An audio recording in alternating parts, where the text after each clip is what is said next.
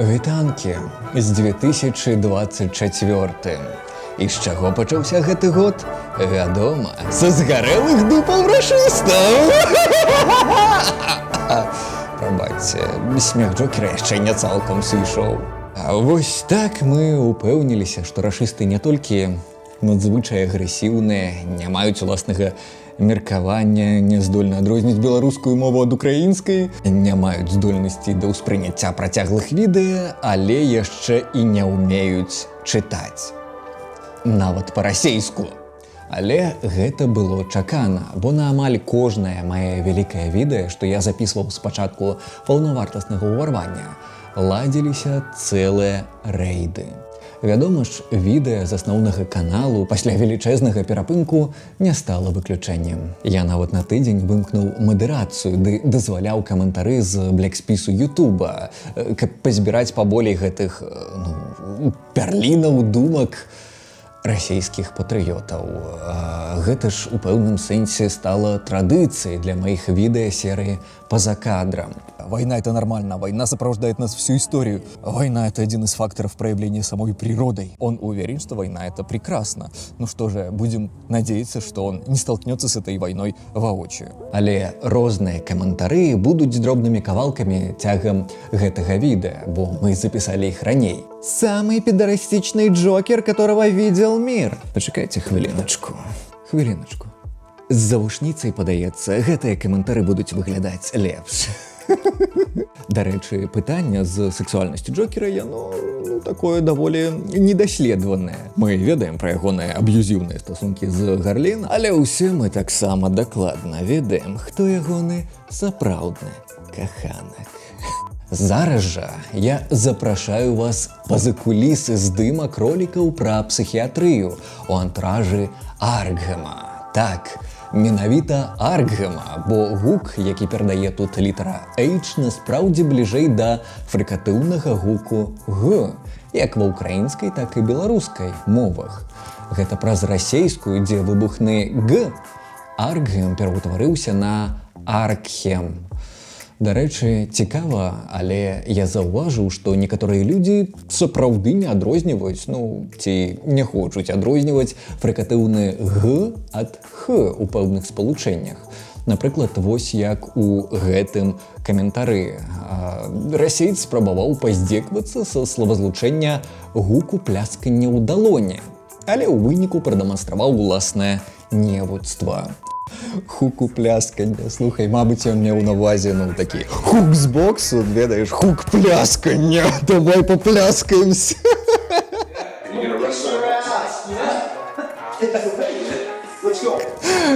Якое цікавае спалучэнне сэнсаў атрымліваецца. Цікава, што згодна з даследаваннямі, чым больш чалавек цікавіцца ды вывучае іншыя мовы, тым лепш ягоныя здольнасці ва ўспрыняцці гукаў з розных моваў. Таму варта меркаваць, што ступень, так бы мовіць, немагчымасці адрозніць гукі беларускай мовы прапарцыйнай ступені шавінізму ды ізаляванасці асобы праз расейскую мову. Лінгвістычная хвілінка з назвай Аркхема скончаная, а цяпер уласна пра здымкі. Але прыйдзецца пачаць здалёк. Так, трэба сесці на гэту стул і неяк не варушыцца, бо ён увесь час нешта пляскае, вось нейкія хукі выдае. Вы дакладна ведаеце пра падзеі 2020 года ў Беларусі. Таму, хутчэй за ўсё, вас ніяк не здзівіць і тое, што год, які паўплываў на жыццё літаральна ўсіх беларусаў, не абмінуў і мяне. Хоць насправдзе для мяне ўсё пачалося, крыху раней, 2019 год. Мне тэлефануюць з незнаёмага нумару і літаральна загадваюць з пагрозамі з'явіцца ў адным з аддзелаў следчага камітэту. Ні позваў, ні нават статусу, па якім мяне запрашалі. Нічога, акрамя пагроз, звязаных з маімі відэа. Нумар належаў сапраўды аднаму з супрацоўнікаў аддзела СК. Так, я дазнаўся. Вядома ж, нічога не абяцае гэтым дзіўным людзям. Нягледзячы на пагрозы, я тэрмінова сустрэўся са сваімі сябрамі з праваабарончай ды журналісцкай плыні, якія на той момант былі яшчэ ў краіне, але так ці інакш сутыкаліся з ціскам з боку уладаў. Так я дазнаўся пра тое, што гэта тыповая схема працы беларускіх сілавікоў. Запужаць чалавека, нават у абыход уласных працэдур і законаў, падманам ды шантажом прымусіць ці супрацоўнічаць, ці затрымаць і праз гэта атрымаць узнагароду за сваю неацэнную працу. Нагадаю, што гэта быў 2019, і тады яшчэ не гучала гэтага крылатага выразу, які стаў дэвізам карнай машыны. Иногда не до законов. То бок рэшткі законаў, пэўныя правілы яшчэ існавалі ў Беларусі, і выканаўшы парады сваіх відалых сяброў наконт уласнай бяспекі, ананімнасці ды пазбягання сілавікоў, ад мяне на той момант адчапіліся, бо тое, што яны намагаліся зрабіць, было відавочным парушэннем іх жа працэдур, якое сёння, на жаль, у Беларусі штодзённасць. Вось так, уласна, для мяне 2019 стаў прышчэпкай, якая выпрацавала пэўныя захады па забеспячэнню сваёй бяспекі ва ўмовах дыктатуры. Уласна, той імунітэт, што дазволіў мне ацалець у гэтым таталітарным жаху, распачаўшымся неўзабаве пасля жніўня 2020 году. Цяпер я магу паведаміць пра тое здарэнне, бо мінула дастаткова часу. Але пра іншыя рэчы я не магу згадваць, бо гэта і дагэтуль пытанне бяспекі. И не только для меня. А Валентин всегда выглядит как транс, просто не шарю за этот лор. Я памятаю такие самые комментарии под видео 2018 года. Главное, что я усвоил из этого ролика, это то, что у Трэшмэша ровный кадык. Походу, это трансуха. Трансуха с 20-сантиметровым клитором. Уж больно ты смахиваешь на лишь бы Тараса. Адна з тых рысаў, якая адразу ж кідаецца ў вочы, калі мы будзем глядзець на гэтыя каментары рашыстаў. Яны занадта многа ўвагі надаюць сваім уяўленням пра маскулінныя рысы мужчыны. І гэта цікава, бо яны звязваюць недастатковую, па іх уяўленням, маскуліннасць з гомасексуальнай арыентацыяй. Але звычайна, калі мы разважаем пра мужчыну-гомасексуала, дык наадварот, гомасексуальныя мужчыны шануюць маскулінныя рысы, бо яны ў іх вачыма прывабныя. Да і звычайныя выявы гомасексуальных мужчынаў сапраўды дужа маскулінныя. Таму, калі вы шукаеце вакол выключна маскулінныя рысы, ды абвінавачваеце мужчынаў за тое, што яны недастатковыя па вашых уяўленнях, дык гэта штосьці дакажа пра вашы сексуальныя перавагі. А таксама звярну ўвагу, што забагата рашыстаў выкарыстоўваюць жаночую форму імя Валенціна, бо на іх думку гэта, не ведаю, нейкая абраза, то бок тое, што яны блытаюць гендер чалавека, наўмысна пакідаючы яго ў жаночай форме. Але на самой справе гэта ж можа зачапіць толькі калі ў чалавека пэўныя забабоны наконт гендеру полу. Відавочна, што гэтыя рашысты уздымаюць уласную самаацэнку праз атаясамліванне сябе з сацыяльнай групай мужчыны, бо у іх уяўленнях гэтая група вышэйшая за жанчын. Менавіта таму яны і выкарыстоўваюць жаночую форму імя як сродак знявагі. І менавіта таму у якасці іншых абраз яны указваюць на недастатковую маскуліннасць. Карацей, падзеі пасля 2020-го неймаверна паўплывалі на беларускае грамадства. Разбурылі безліч сацыяльных сувязяў, пагоршылі жыццё і змянілі лёсы сотняў тысяч, калі не мільёнаў беларусаў. Сёння ў краіне пануе сваволле, няспынныя рэпрэсіі, ціск нават на сваякоў неблаганадзейных грамадзян і так званыя зачысткі самых розных сфераў грамадства. Нагадаю, што на пачатак студзеня ў краіне толькі афіцыйна амаль 1500 палітвязняў. І гэта з улікам таго, што шмат людзей адмаўляюцца ад гэтага статуса, а спісы штодзень змяняюцца, то бок хтосьці выпадае, хтосьці трапляе. Для параўнання з тымі ж крытэрамі на Расіі, дзе насельніцтва больш у 16 разоў, налічвалася штосьці каля 600 палітвязняў пры канцы 2023 году. Дзякуй за відэа, гэта вельмі важная тэма і выдатна, што вы працягнулі працу над ёй. І яшчэ я вельмі рада вас бачыць зноў. Спадзяюся, што у вас усё добра, было б цікава паслухаць, што адбываецца ў вашым жыцці. Ну так, у гэтым відэа я крыху апавяду пра гэтую таямніцу. У такіх умовах я не маю ніякага права неяк пагаршаць стан бяспекі маіх сяброў, сваякоў і нават проста знаёмых, якія так ці інакш могуць быць звязаны са мной. Уявіце, як бы выглядала ўсё вашае жыццё, сацыяльныя сувязі і працы, калі б вы існавалі ў падобных умовах. Вядома ж, пекла. І вось у такім пекле я працую з 2020 году. Літаральна, скрозь пекла. Як у коміксе. Але жыццё сумленных людзей у нашым рэгіёне ўжо некалькі гадоў выглядае як нейкая навела, жахлівая мастацкая аповесць. Таму і колькасць відэа паменшылася, бо калі-нікалі такія умовы патрабуюць таго, каб не прыцягваць дадатковай увагі. Да і сама праца над маімі праектамі вельмі змянілася, і нават тыя мастацкія прыёмы ды тропы, што я выкарыстоўваю, напрыклад, калі ў серыі пра псіхіятрыю я іграю амаль усіх персанажай, якія існуюць у Аркхеме.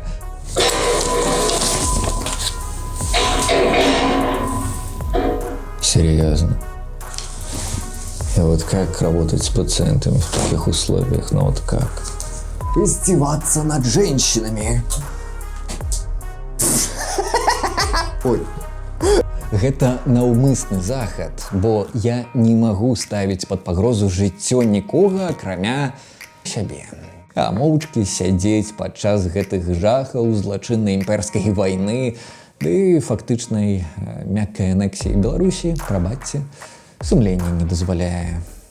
Когда в Советском Союзе женщины имели возможность получать образование, карьерный рост, расширенный список профессий, возможность занимать руководящие места, в США силами только одного ученого было загублено более 350 тысяч женщин. Дзіўная прызма ўспрыняцця, шчыра кажучы, вось гэта прагна параўноўваць ЗША з СССР у розных плынях людажорсткасці, так бы мовіць. Пры пачатку Саўка былі добрыя захады па пашырэнню правоў жанчын, рэпрадуктыўных правоў, па пашырэнню ды нармалізацыі сексуальнасці чалавека, але гэта скончылася так хутка, што нібы не пачыналася. І тое, што адбывалася за саветамі далей, гэта надзвычай жахлівыя з'явы.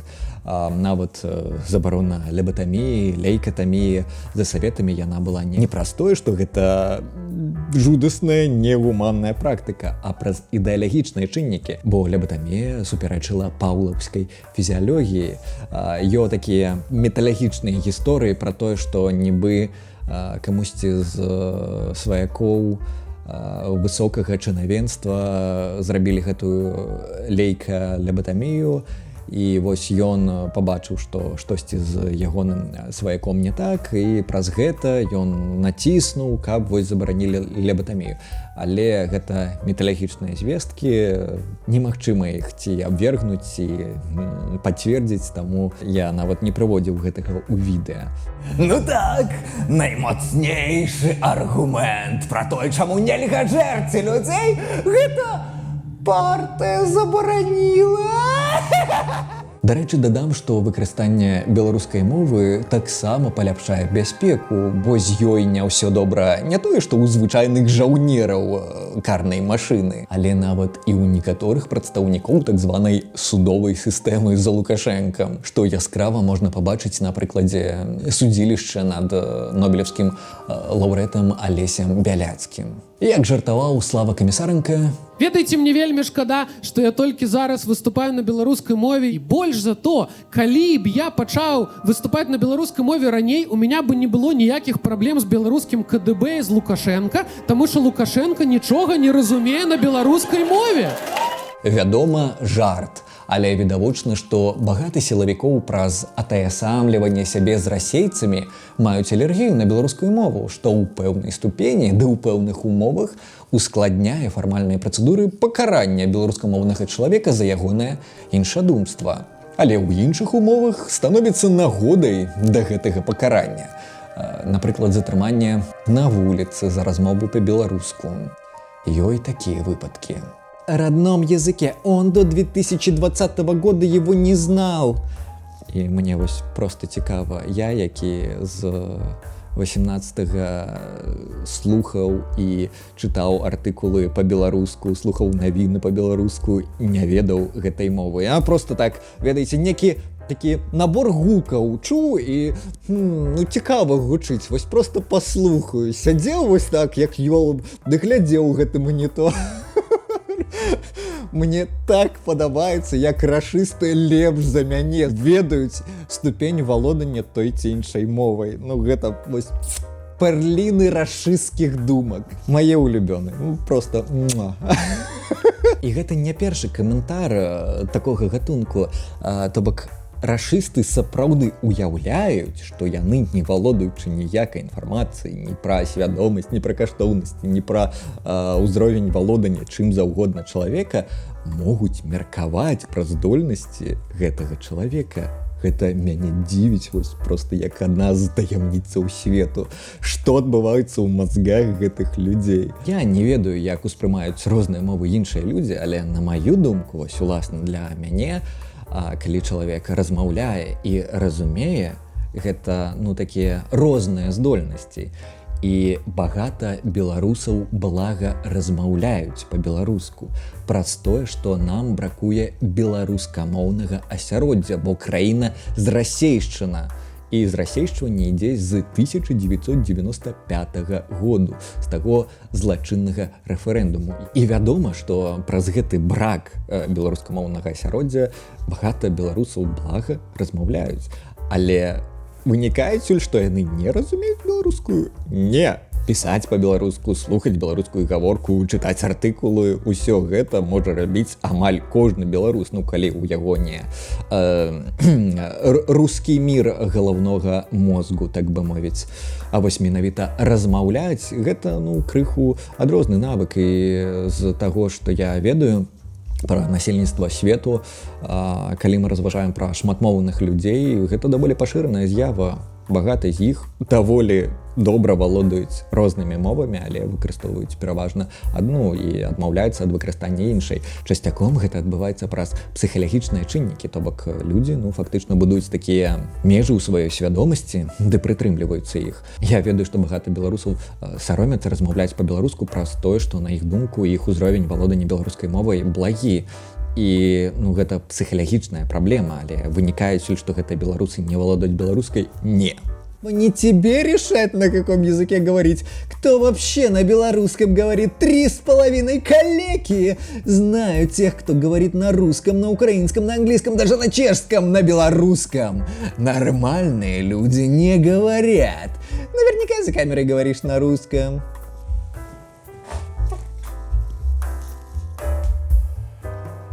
Нічога не па-расейску. Дзіўны струмень свядомасці чалавека, які ён вось выплеснуў на нас, і не, тут ён не пляскаў, ён выплеснуў. Хаця, можа, і пляскаў, невядома.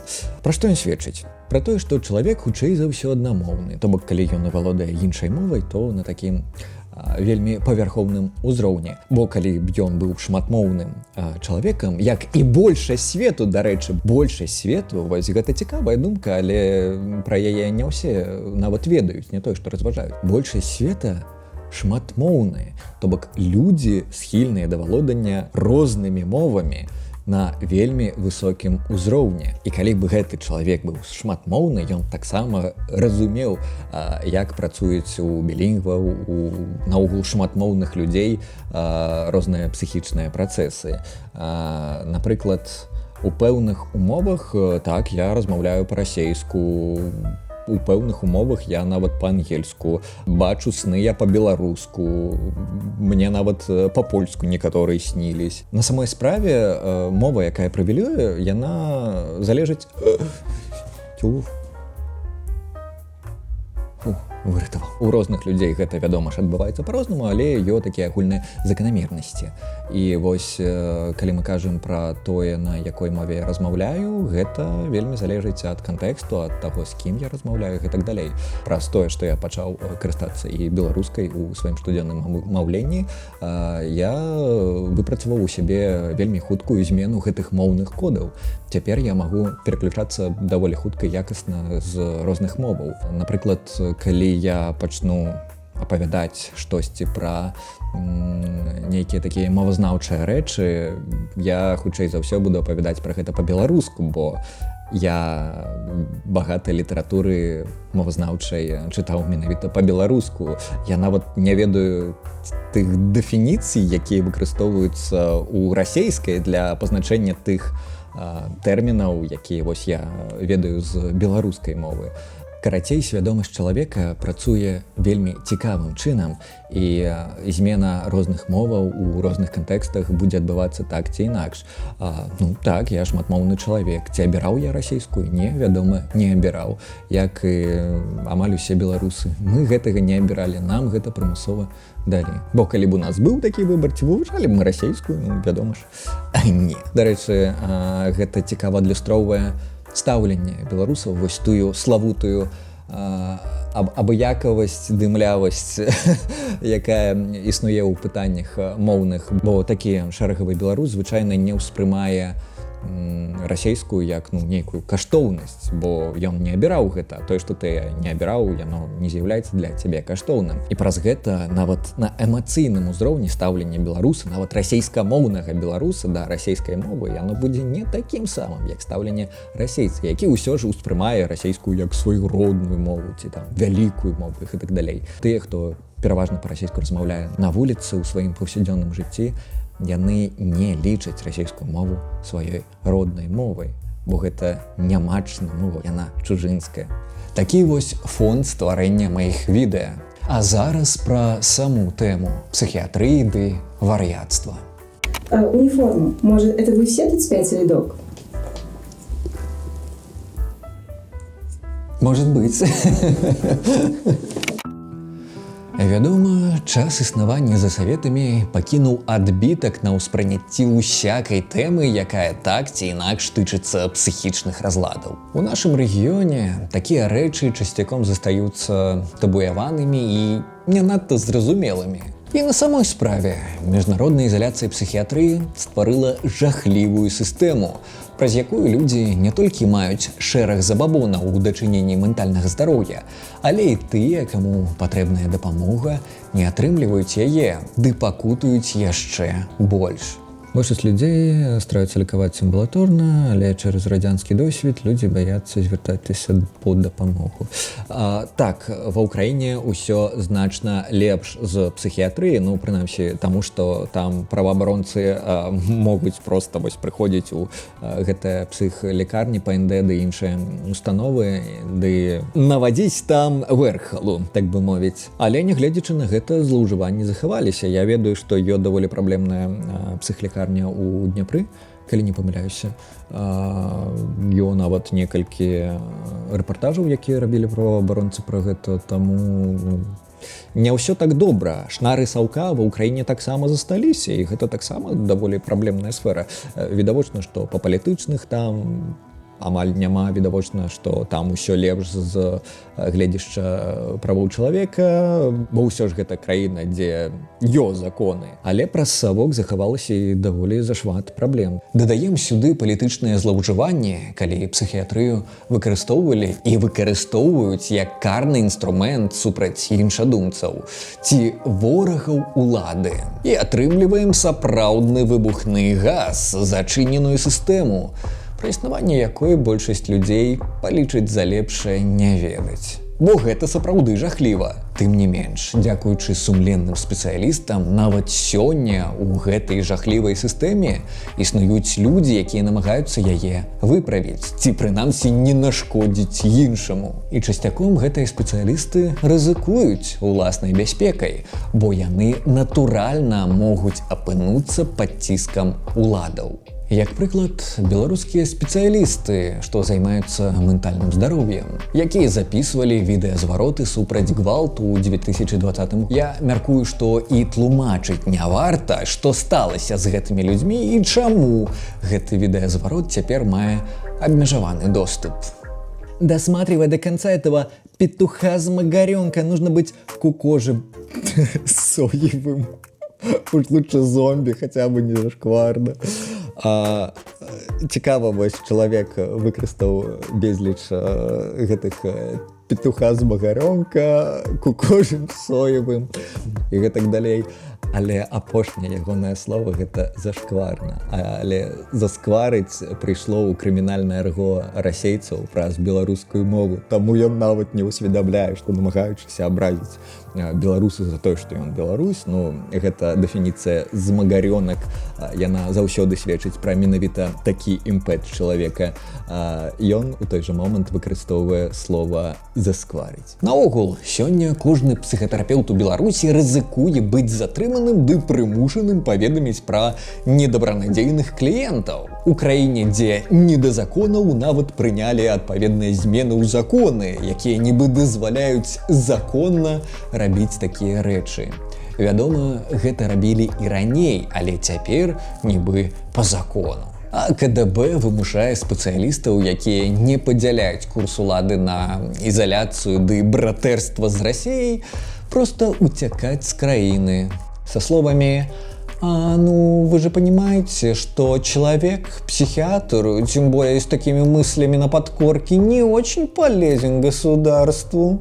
Во-первых, удивляет возмущение, что пациентку кормили через нос. Если что, не в носовую полость вливали, иначе она бы попросту захлебнулась, а в желудок через специальный назогастральный зонд. Почему ей вливали борщ вместо специальной смеси или хотя бы детской смеси, еще вопрос. Ну и тут далей про вельмі дзіўны и благий стан вось гэтага институту мозгу. В целом, кормление через нос полезным для пациента не является в долгосрочной перспективе, но это распространенная практика в психоневрологических интернатах.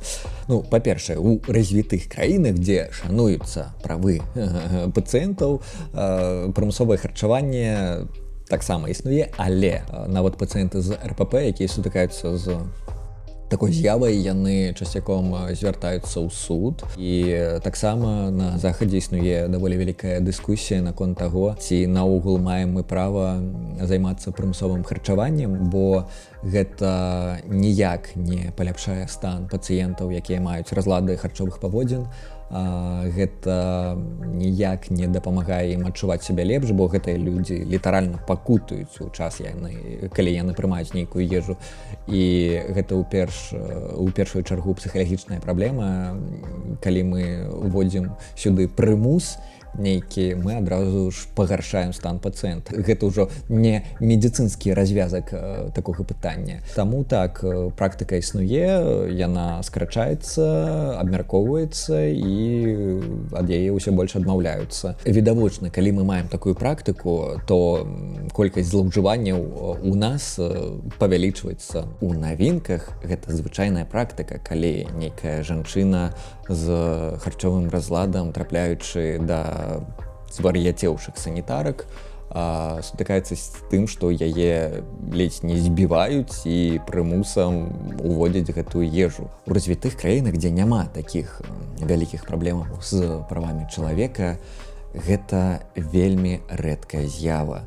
Яна выкарыстоўваецца з пэўнымі абмежаваннямі. Відавочна розныя кантэксты. Ну і вядома, што частка каментароў, як і звычайна, была пра досвед людзей, звязаных уласна з тэмай відэа. І вось у дадзеным выпадку людзі паведамлялі пра свой досвед сутыкнення з психиатрии на постсоветской просторе. Меня больше искалечили, чем помогли. Стало чуть лучше только после того, как я просто вышла оттуда. Вместо того, чтобы по-нормальному подобрать мне лечение, на мне тупо экспериментировали. Не верили то, что у меня есть определенная побочка и ухудшение состояния. У меня даже не взяли анализы, прежде чем пичкать по расписанию таблетками. Ну, это звычайно так и отбывается. У меня сейчас депрессивные эпизоды, и я не вывожу их, но боюсь чертовски обращаться теперь за помощью.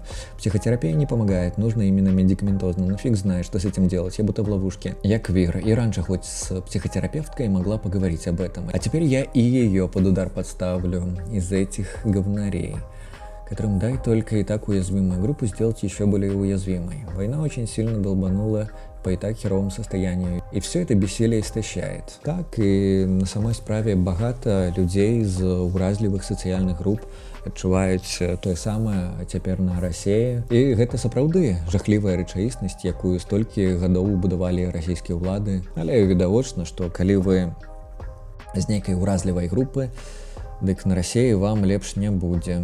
Дарэчы, пра Расею, дзе цяпер са свечкаю не знайсці публічна працуючых сертыфікаваных ды акрэдытаваных спецыялістаў у сучасных эфектыўных плынях псіхіятрычнай дапамогі. Бо гэта акрэдытацыя бывае выключна міжнароднай, што, вядома, не вельмі ухваляецца ўладамі. Нагадаю, што на Расеі быў прыняты закон, які фактычна забараняе ЛГБТК плюс людзей.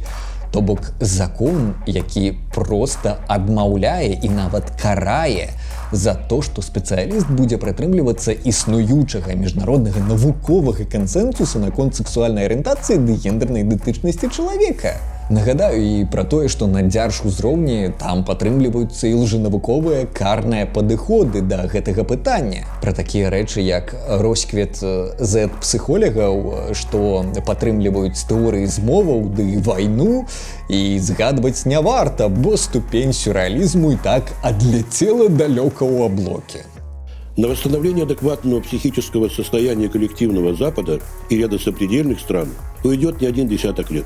Я знаю, что некоторые испытывают сейчас чувство непонимания, тревоги и даже страха. Нужно помогать им преодолевать эти сомнения и переживания. Это наш и гражданский, и профессиональный долг как психологов. На самом деле все, что происходит, правильно. Во-первых, восстанавливается страна, восстанавливаются ресурсы добычи, да, начинают очень хорошо вкладываться в технологии. В Норвегии, например, изымают детей из семей, отдают их в патронажные семьи, где принято насиловать ребенка всей семьей. А у нас в России, например, ценности, слава богу, семейные сохранились. Мне падаецца больш яскравы прыклад таго, што ніводная сфера жыцця ў аўтарытарнай ці таталітарнай дзяржаве не можа існаваць незалежна і не знайсці. Дарэчы, праз гэта мне падаецца неймаверна такой дзіцячай, інфантыльнай думка, што нехта цяпер можа існаваць нібы па-за палітыкай. Некаторыя людзі сапраўды здзіўляліся, а якая ж сувязь паміж так званым рускім мірам ды станам псіхіятрыі на Расеі цяпер? Камусьці гэта трэ тлумачыць? Чалавек здзіўляецца, да чаго у пытанні псіхіятрыі благога стану яе так званы рускі мір. Ну то бок ці ён сляпы, ці апошнія некалькі гадоў існаваў у некай пячоры, бо па ягоных уяўленнях расійскі мір ды і гэтая ідэалогія наогул не мае ніякага дачынення да стану пацыентаў у псіхіятрычных лякарнях, нягледзячы на забарону ЛГБТ, падтрымку лжэнавуковых падыходаў да гэтага пытання, нягледзячы на фактычнае абвяшчэнне правоў чалавека часткай заходняй ідэалогіі. Доктрина прав человека используется для разрушения суверенитета государства. То бок гэта сапраўды ніяк не ўплывае, ну вось нават цяпер на стан пацыентаў, ніяк уплывае на стаўленне да іх з боку медперсанала да дзяржавы. Ну вось якая ж тут сувязь, цікава? А якая ж сувязь паміж ізаляванасцю псіхіятрыі за саветамі і надзвычай нізкім узроўнем падрыхтоўкі цяпер? Ну вось якая сувязь? Невядома. Ну вось тут чалавек вельмі просіць паказаць гэты камент у аглядаў гейтараў. Вось, калі ласка, выконваю. Але цікава, што нават падчас злачыннай вайны, падчас, калі, я ўпэўнены, нават ён на Расеі адчуў узмацніўшыся рэпрэсіі, падчас, калі не засталося ніводнай вольна існуючай сферы грамадства, на прыкладзе Беларусі, ён упэўнены, што палітыкай ніхто не мусіць цікавіцца. Вось. Гэта нейкая вышэйшая справа. І вось толькі ім там, людзям зверху вядома, а як трэ на самой справе і як будзе правільна і дакладна. Чалавек у ружовых акулярах здзіўляецца, што я апавядаю пра благі стан псіхіятрыі на Расеі цяпер. На што ў яго запытваюцца: вы сапраўды лічыце, што у нас не катуюць людзей у так званых ПНИ? Психбольницы есть, но туда только по желанию пациента, либо если он опасен для себя и окружающих. На мою думку, гэта наступствы інфантыльнасці ды тых ружовых акуляраў. Шчыра не ўяўляю, калі чалавеку нават у 2024 яшчэ не зняў гэтыя ружовыя акуляры, ці наогул здольны ён іх зняць. Крацей, праз ізаляванасць ды аўтарытарную ўладу шнары Саўка гэта сістэма псіхіятрычнай дапамогі выглядае жахліва ва ўсіх сэнсах. Але калі пачаць проста выкрываць яе, гэта, з аднаго боку, можа зняважыць сумленных спецыялістаў, якія і так знаходзяцца пад ціскам. Быть психиатром в Беларуси — это полное. За ковид надбавок нет. Все время КГБшники приходят, своих хотят закинуть. Потом присылают прям фурами политзаключенных, говорят, ну это ж психи. Ну, против власти в Беларуси могут же только психи быть, значит, это психи. Вот и доказываем. Я не знаю. Буду увольняться. А з іншага можа стварыць уражанне у непадрыхтаванага гледача, што псіхіятрыя наогул не можа мець чалавечага аблічча. І хоць сапраўды у сусветнай псіхіятрыі ёсць шэраг праблемаў, пра якія дакладна можна даведацца, звярнуўшыся да тых, хто працуе ў сферы сацыяльнай работы. Ды і агулам, калі паглядзець на гістарычны шлях гэтай дысцыпліны, то, ведаеце, яна будзе стаяць паасобку ад класічнага разумення медыцынскай спецыяльнасці. Тым не менш, сёння ў свеце няма іншых больш-менш навуковых падыходаў да развязку праблемаў вар'яцтва. Гэта ўжо існуючы інстытут, і сучасная крытычная псіхіятрыя скіравана не на ягонае разбурэнне, а ягонае паляпшэнне, гуманізацыю ды больш строгі навуковы падыход у дачыненні да ментальнага здароўя. Менавіта таму я абраў класічны акадэмічны падыход да аповеду асноўнай часткі маіх відэа. Мы аналізуем гістарычны фон з'явы, шлях гэтай дысцыпліны, ды вызначаем тыя складанасці, якія з'явіліся на гэтым шляху. На маю думку, гэта ледзь не адзіны прыём, які дазволіў развязаць гэтую складаную этычную дылему. Як крытыкаваць псіхіятрыю ды не зняважыць сумленных спецыялістаў. Я мяркую, што ў мяне атрымалася, бо я бачу ухваленне такога падыходу як з боку спецыялістаў, так і тых, хто звяртаўся за псіхалагічнай дапамогай, нават пасля сутыкнення з жахлівай дзяржсістэмай такой дапамоги. Все, кто играл Джокера, впоследствии имели проблемы с головой. Будь осторожен, не дай проклятию добраться до тебя. Дякую за попередження! Рада тебе знову бачить. Як завжди, гарний матеріал та колосальна праця. Хоча і справді, перша частина відео викликала враження, що ти засуджуєш психіатрію як явище. Легче стало в другій полові. Так, бо гэта той академічны падход, пра які я ўжо неяк пісаў. Нам трэ стварыць пэўны канфлікт, але гэты канфлікт у аповедзе ён грунтуецца на гістарычным шляху гэтай дысциплины. Приятно слышать, что цель медицины – благополучие больного. Как бы да, но как бы нет. Все госинституты здравоохранения и юриспруденции работают прежде всего на пользу общества. Чем здоровее пациент, тем лучше. Если экономически выгодно вылечить человека и отправить работать, сделают так. Ну, гэта разваги, якія сапраўды існуюць, але яны псуюцца праз адзіны чыннік. Гэта тое, што кожная нацыя старэе. У свеце вось такая тэндэнцыя агулам.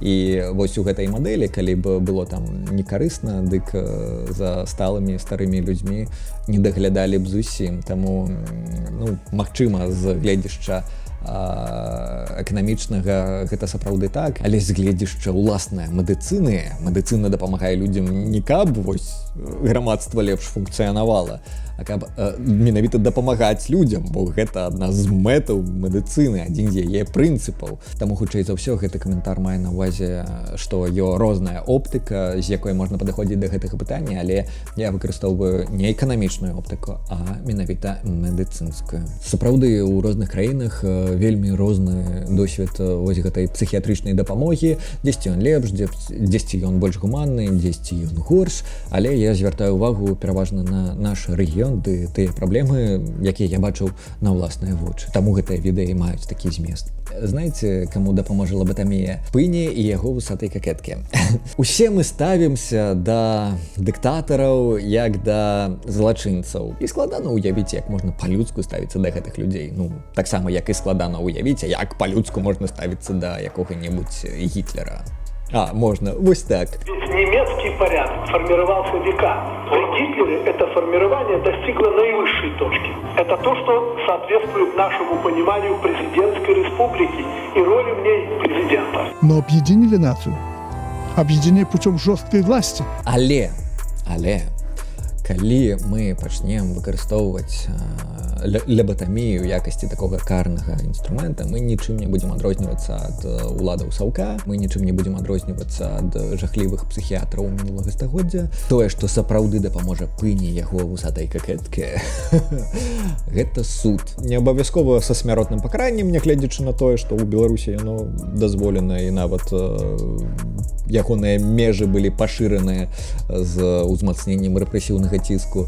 Але суд, каб такога болей не здаралася. А лябатамія — гэта занадта просты развязок этой проблемы. Физически прикашивает, когда вижу какой-то инородный предмет вставляют через глаз в мозг. Кратчайший путь к мозгу через глаза, что регулярно используют пропагандоны с федеральных СМИ. Добрый жарт, але некий расеец додал, что представь, что и куда вставляет автор видео. От этого тебе не перекашивает. Ну и ведаешь, Естиман, калі тебе падабаецца уяўляць, што я там штосьці кудысьці уставляю, дык магчыма табе просто трэба больш дазнацца пра ўласную сексуальнасць, адразу жыць стане прасцей. Уласна, сцэнар, а дакладней цяпер будзе сказаць сцэнары, бо, як і звычайна, адзін файл Microsoft Word пасля 100-й старонкі аналізу навуковых крыніц ды складання мастацкай часткі сцэнару пераўтвараецца на некалькі вордаўскіх файлаў. Я пачаў пісаць яшчэ ў 2020-м. Хоць некаторыя рэчы, напрыклад, пра гісторыю лейкатаміі, я запісаў яшчэ ў 2016-17, бо тады я наведваў Швецыю, а відэа пра адну з самых ганебных нобелевскіх узнагарод з краіны, дзе ўласна і прысуджаюць гэтую узнагароду, мне падалося вельмі цікавым. Аднак я пакінуў гэты матэрыял тады, бо, на маю думку, без глыбокага аналізу сама гісторыя лейкатаміі нам нічога карыснага не дасі, акрамя таго, што людзі схільныя памыляцца. Самае правільнае — гэта разглядаць ганебную ўзнагароду ў кантэксту агульнай медыкалізацыі вар'яцтва. І толькі тады мы паўнавартасна зразумеем, што тут не так. Уласна, я так і зрабіў у другім відэа пра психіатрыю. В бешеном ритме жизни сложновато смотреть более чем 1,5-часовые ролики на ютубе. Как ваш преданный зритель, умоляю, если не сокращать, то хотя бы дробить на части. Улічваючы тое, што гэты сцэнар — гэта другая частка таго, што першапачаткова было адным сцэнарам, ну, ён і так падроблены. Мацуйце ўвагу!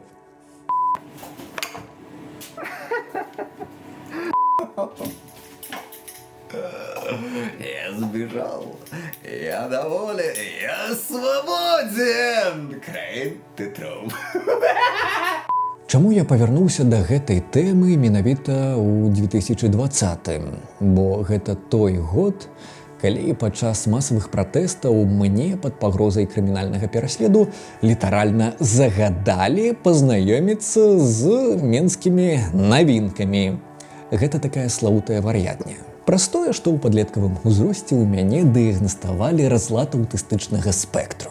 Рабілася гэта праз ваенком, і мне менавіта пагражалі крымінальным пераследам, калі я не пайду ў вар'ятню, нягледзячы на тое, што ні па ўзросту, ні па стану здароўя, па іх жа спісах я ніяк не мог быць прыцягнуты ў лукашэнкаўскае войска, бо ў мяне актыўная пухліна гіпофізу, якая сакрэтуе зашмат розных гармонаў, кшталту ФСГ, ЛГ, сомататропнага ды іншых. Праз што я мушу прымаць лекі, каб проста стрымліваць іх у рэферэнтных межах. Але зноўку ж згадваем падзеі 2020-га, калі глаўнюк у жывым эфіры загадаў ціснуць на ўсю мужскую моладзь праз ваенкомы, ды тое, што мной цікавіліся яшчэ ў 2019-м, а пераслед мужчын па гэтай лініі — гэта тыповая стратэгія беларускіх сілавікоў. І ўсё ўстае на свае месцы.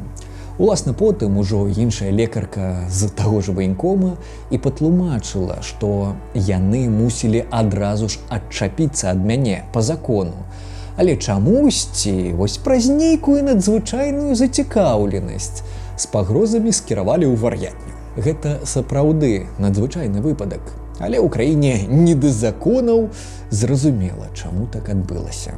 Калі я на свае вочы пабачыў увесь той жах, што адбываецца ў так званым РНПЦ, то ведаеце, як і кожны сумленны чалавек, проста праігнараваць гэта не змог.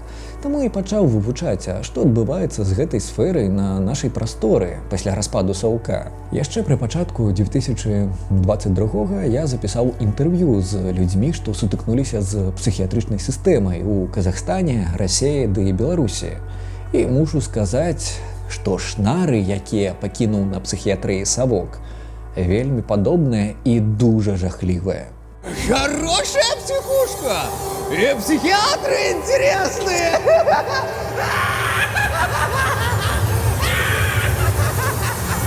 Я, которая была в психушке, 3 раза юмор заценила. Ну, вядома, што пра хорошую психушку і псіхіатры інтарэсныя гэта жарт, але вось тыя рэплікі, якія былі пры пачатку відэа, там, дзе былі дыалогі розных лекараў ды санітараў. Якая ў цябе хвароба? Ды цябе не трэ ведаць. Гэта сапраўдныя рэплікі, якія часцяком узнікаюць у нашых псіхлікарнях. Некаторыя з іх я нават уласна чуў, а пра некаторыя я дазнаўся з артыкулаў, дзе людзі поведомляли про гэтые жахи психиатрии.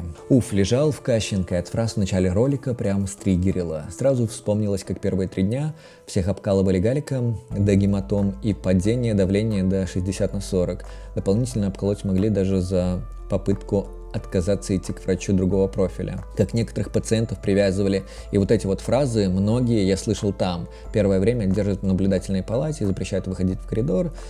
Почти полная социальная изоляция на это время. Так, як я і казаў, сапраўды гэтыя усе дыалогі, гэтыя словы сапраўды часцяком гучаць на постсавецкай прасторы ў псіхлікарнях. І так, некаторыя рэчы я сапраўды чуў, напрыклад, пра тое, што пацыенты не мусяць нават ведаць пра тое, што там у іх дыягнастуюць і гэтак далей. І шчыра кажучы, нават пасля адной такой фразы, у кожнага адэкватнага чалавека мусіць узнікнуць нейкі сумнеў пра тое, а якое дачыненне гэта мае да медыцыны наогул.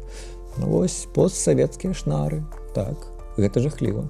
Ну і таксама адзначу, што праз гэткі надзвычайны натуралізм, так бы мовіць, то бок нават гэтыя фразы, якія ўзяты з нашай рэчаіснасці, яны сапраўдныя. Некаторыя людзі, якія маюць гэты траўмуючы досвед, не смогли доглядеть видео цалком. Теперь у меня есть опыт безразличной советской психиатрии. Есть ПТСР от больницы, в которой я проходила лечение. К сожалению, не могу досмотреть этот ролик, как бы мне не нравилась ваша деятельность. И я цалком гэта разумею и поважаю. Калі вы адчуваеце, што гэта неяк нашкодзіць ці зробіць вам блага, не трэба гэта глядзець. Ваш ментальны стан для ўсіх значна больш каштоўны за прагляд ці не прагляд нейкага відэа. За 14 гадоў я лечылася ў менскіх навінках. Гэта тая славутая псіхлікарня, яна найбуйнейшая, мне падаецца, у Беларусі. І на працягу 4 гадоў адбываліся жудасныя рэчы, а ў памяці ёсць прабелы, мусіць праз галаперидол. Хтосьці павінен высветліць, што там адбываецца, напрыклад, журналісты ці блогеры. На жаль, гэтая сістэма ў Беларусі неймаверна зачыненая, да таго ж у навінках аддзяленне гэтых судовых так званых экспертыз, багата палітычных скіроўваюць. Праз гэтую зачыненасць там усё жахліва. Я на ўласныя вочы бачыў, напрыклад, гэта павадок, за які міліцыянты трымаюць такіх людзей. Вось так іх кудысьці выводзяць. І, на жаль, усе дадзеныя, што мы маем, гэта сведчанні людзей, ды былых псіхіятраў, якія у бяспецы і якія апавядаюць пра ўсе гэтыя рэчы, усе гэтыя жахі. У Беларусі вынішчылі ўсё, што звязана з усякай праваабарончай ці журналісцкай дзейнасцю. На хвіліначку, Беларусь першае месца ў свеце, калі параўноўваць па колькасці жыхароў і колькасці зняволеных журналістаў. Уявіце гэту жахлівую ступень зачыненасці кожнай сістэмы, якая так ці інакш знаходзіцца ў руках гэтай улады. Пасля паўнавартаснага ўварвання Расіі ва ўкраіну ды неймаверна ўзмацніўшыхся рэпрэсіўнага ціску ды ўсяго з ім звязанага, вядома, прыярытэты змяніліся.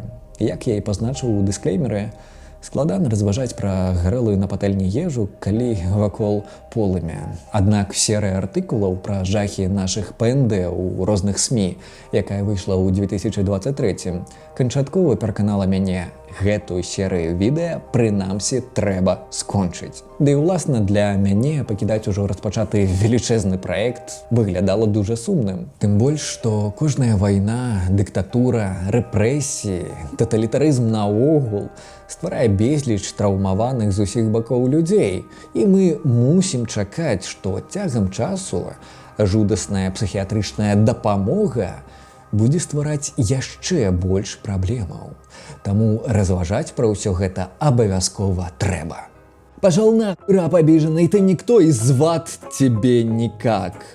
И русский язык нах забудь уёбище, блядь. Ну, гэты каментатар паспяхова запамятаваў расейскую, таму ён падае добры прыклад. Украинский язык, язык деревни. Ну, па-першае, што з таго, па-другое, не. Па-трэцяе, гэта беларуская мова. Ведаеце, сярод рашыстаў, вось так званых расейскіх нацыяналістаў, расейскіх патрыётаў, як яны сябе клічуць, даволі пашыраная форма абраз, калі яны уяўляюць, што беларуская мова, яна такая вясковая, нікому не патрэбная, як і украінскі, як і ўсе астатнія, якія існуюць на Расіі і знаходзяцца там цяпер у занепадзе. І гэта форма шавінізму, натуральна. Бо менавіта Расія, пачынаючы з расійскай імперыі, скончваючы саўковымі захадамі па асіміляцыі іншых народаў, рабіла ўсё, каб зрасейшчваць паняволеныя народы. Гэта захады па русіфікацыі, якія выгналі тыя ці іншыя мовы на перыферыю. Расія рабіла гэта з усімі паняволенымі народамі. А па-другое, гэта такі яскравы паказнік культурнай розніцы паміж расейцамі ды усімі іншымі народамі. Бо, напрыклад, у ангельскай, у Вялікай Брытаніі такі выраз цікавы, як urban gentry. Гэтая дэфініцыя у пэўным сэнсе з'яўляецца аксюмаронам у ангельскай, бо гэта як цёплы снег ці, не ведаю, мяккі камень. Гэта штосьці, што амаль немагчыма сустрэць у прыродзе. Надзвычай рэдкая з'ява. Вось нібы сустракаецца і такое. Ёй і urban gentry. У іх успрыняцці гістарычна фармавалася так, што нібы добрыя людзі не жывуць у горадзе. Вось яны абіраюць нешта такое больш вясковае, па-за месцам і гэтак далей. А ў Расіі вось украінскі язык, язык дзеревні. І яны уяўляюць, што гэта нейкая абраза. Хаця на самой справе, як мы бачым, сярод розных культур не. Вы, Русь, обязаны разговаривать только на мове. Ну, не ведаю, магчыма, рашысты выкарыстоўваюць іншыя камунікатыўныя сродкі, але, звычайна, усе людзі, якія не маюць асаблівасцяў, звязаных з слыхам ці сваім галасавым апаратам, яны размаўляюць на той ці іншай мове. Пора уже победить этот кровавый лингвоцит. Иди делай контент для своих щелюков и не смей разговаривать на языке образованных людей. Самая цікавая рэч наконт беларускай мовы ў Беларусі, што звычайна па-беларуску могуць размаўляць высокаадукаваныя людзі. Менавіта праз гэта я некалькі разоў чуў падчас, калі размаўляў па-беларуску на вуліцы, пытанне кшталту «А вы што, учитель беларускага?» І гэта сапраўды адна з першых асацыяцый, якія ўзнікаюць у людзей, такіх не надта свядомых, калі яны чуюць беларускую мову проста на вуліцы. Вось, нібы гэта можа быць звязана выключна з прафесійнай адукацыяй чалавека, што, вядома ж, хлусня. «А, так ты нацыстам стал? Ну что ж, и тебя, тварь, найдем. И да, я атеист. 7 из 7. Мабыць, ён пра нейкі тэст у ВКонтакце, ведаеце, псіхалагічнае тэставанне. У якой ступені ты атэіст? 7 з 7. Дарэчы, пра ВКонтакце, гэта ж цяпер цалкам рашысцкая пляцоўка, таму хто там застаўся, па-першае, гэта дужа небяспечна, па-другое, навошта вы там? Походу, Валя реально нацист, очень жаль. Зэкнутый, недоволен белорусским языком от белоруса. Все обычно. І так, я сапраўды бачыў безліч каментароў абвінавачання ў нейкім нацызме проста за выкарыстанне беларускай мовы. Гэта туповае абвінавачанне ад рашыстаў. Але самае смешнае, што пад класічнае вызначэнне нацызма трапляюць менавіта рашысты. В политике белорусское правительство ведет активную поддержку происходящего, оказывает военную поддержку. Я не понимаю, как связаны русский язык и политика настоящего времени. Почему война стала для вас одной из причин отказа от языка? На что ему отказали? Как сказать, что ты ни хрена не знаешь о происходящем в Беларуси, не говоря этого? Во-первых, изучи события в стране, начиная с 2020 года. Насправді не з 20-го, а з 1994 году. Бо праблема значна глыбей за 20-й год. Каб атрымліваць падтрымку ад Расіі, рэжым Лукашэнкі вынішчае ўсё беларускае.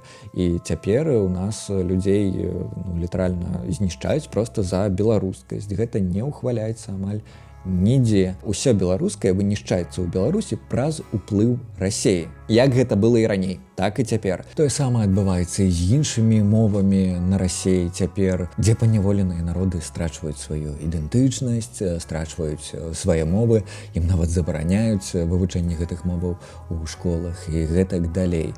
Гэта жахлівая сітуацыя, літаральны этнацыд, пра які вы можаце даведацца, напрыклад, вось з гэтага артыкула па-расейску. Таму так, перш чым казаць штосьці пра сваіх суседзяў, трэба нешта дазнацца пра гэтых суседзяў. Всегда умиляла мнительность этих гордых типов, чья гордость была засунута куда-то подальше, пока они набирали аудиторию в русскоязычном сегменте, потому что тут тупо больше. Вдвойне смешнее в случае с Валентином, который перешел с огромного людоедского языка на язык другого людоеда, показавшего всему миру, а прежде своему собственному народу, откуда там готовилось нападение. Зверну увагу, что напад не рыхтаваўся, а менавіта готовилось нападение. А разумееце, чаму так? Ну вось, паразважайце. Ну і адразу ж хочацца згадаць той каментар, як сказаць, што ты ні халеры не ведаеш пра Беларусь. Ну вось, прыкладна такім чынам. Ну і наконт вось гэтай часткі пра гордасць, которая была засунута, пока он набирал аудиторию в русскоязычным сегменте. Ведаеце, гэта ўсё адно, што сказаць леварукаму чалавеку, якога праз гвалт ды прымус вось на правую руку перасадзілі, ён піша цяпер правай, а потым ён так адчувае, што яму зручней левай пісаць і пачынае пісаць левай, і вось да яго падыходзіць і кажуць: слухай, твоя годнасць тебе раней не замінала пісаць правай? Ну вось чаго ты перайшоў на левую зноўку? Гэта вось твоё белае паліто. Ну, гэта дзіўна, нібы я калісьці абіраў расейскі. Не, гэта прымус, гвалт, зрасейшчванне. Гэта жахлівыя з'явы. І людзі, якія пакідаюць такія каментары, яны нават не ўсведамляюць гэтага. Яны нават не маюць уяўлення пра той прыгнёт, які фактычна з іх абшара пашырыўся на ўсіх суседзей, у тым ліку захопленых цяпер. Мне, в принципе, все равно, на каком языке кто говорит видео. Субтитры работают ладно, но видео теряет в информативности. Раньше я мог слушать как подкаст, сейчас приходится отвлекаться на чтение субтитров.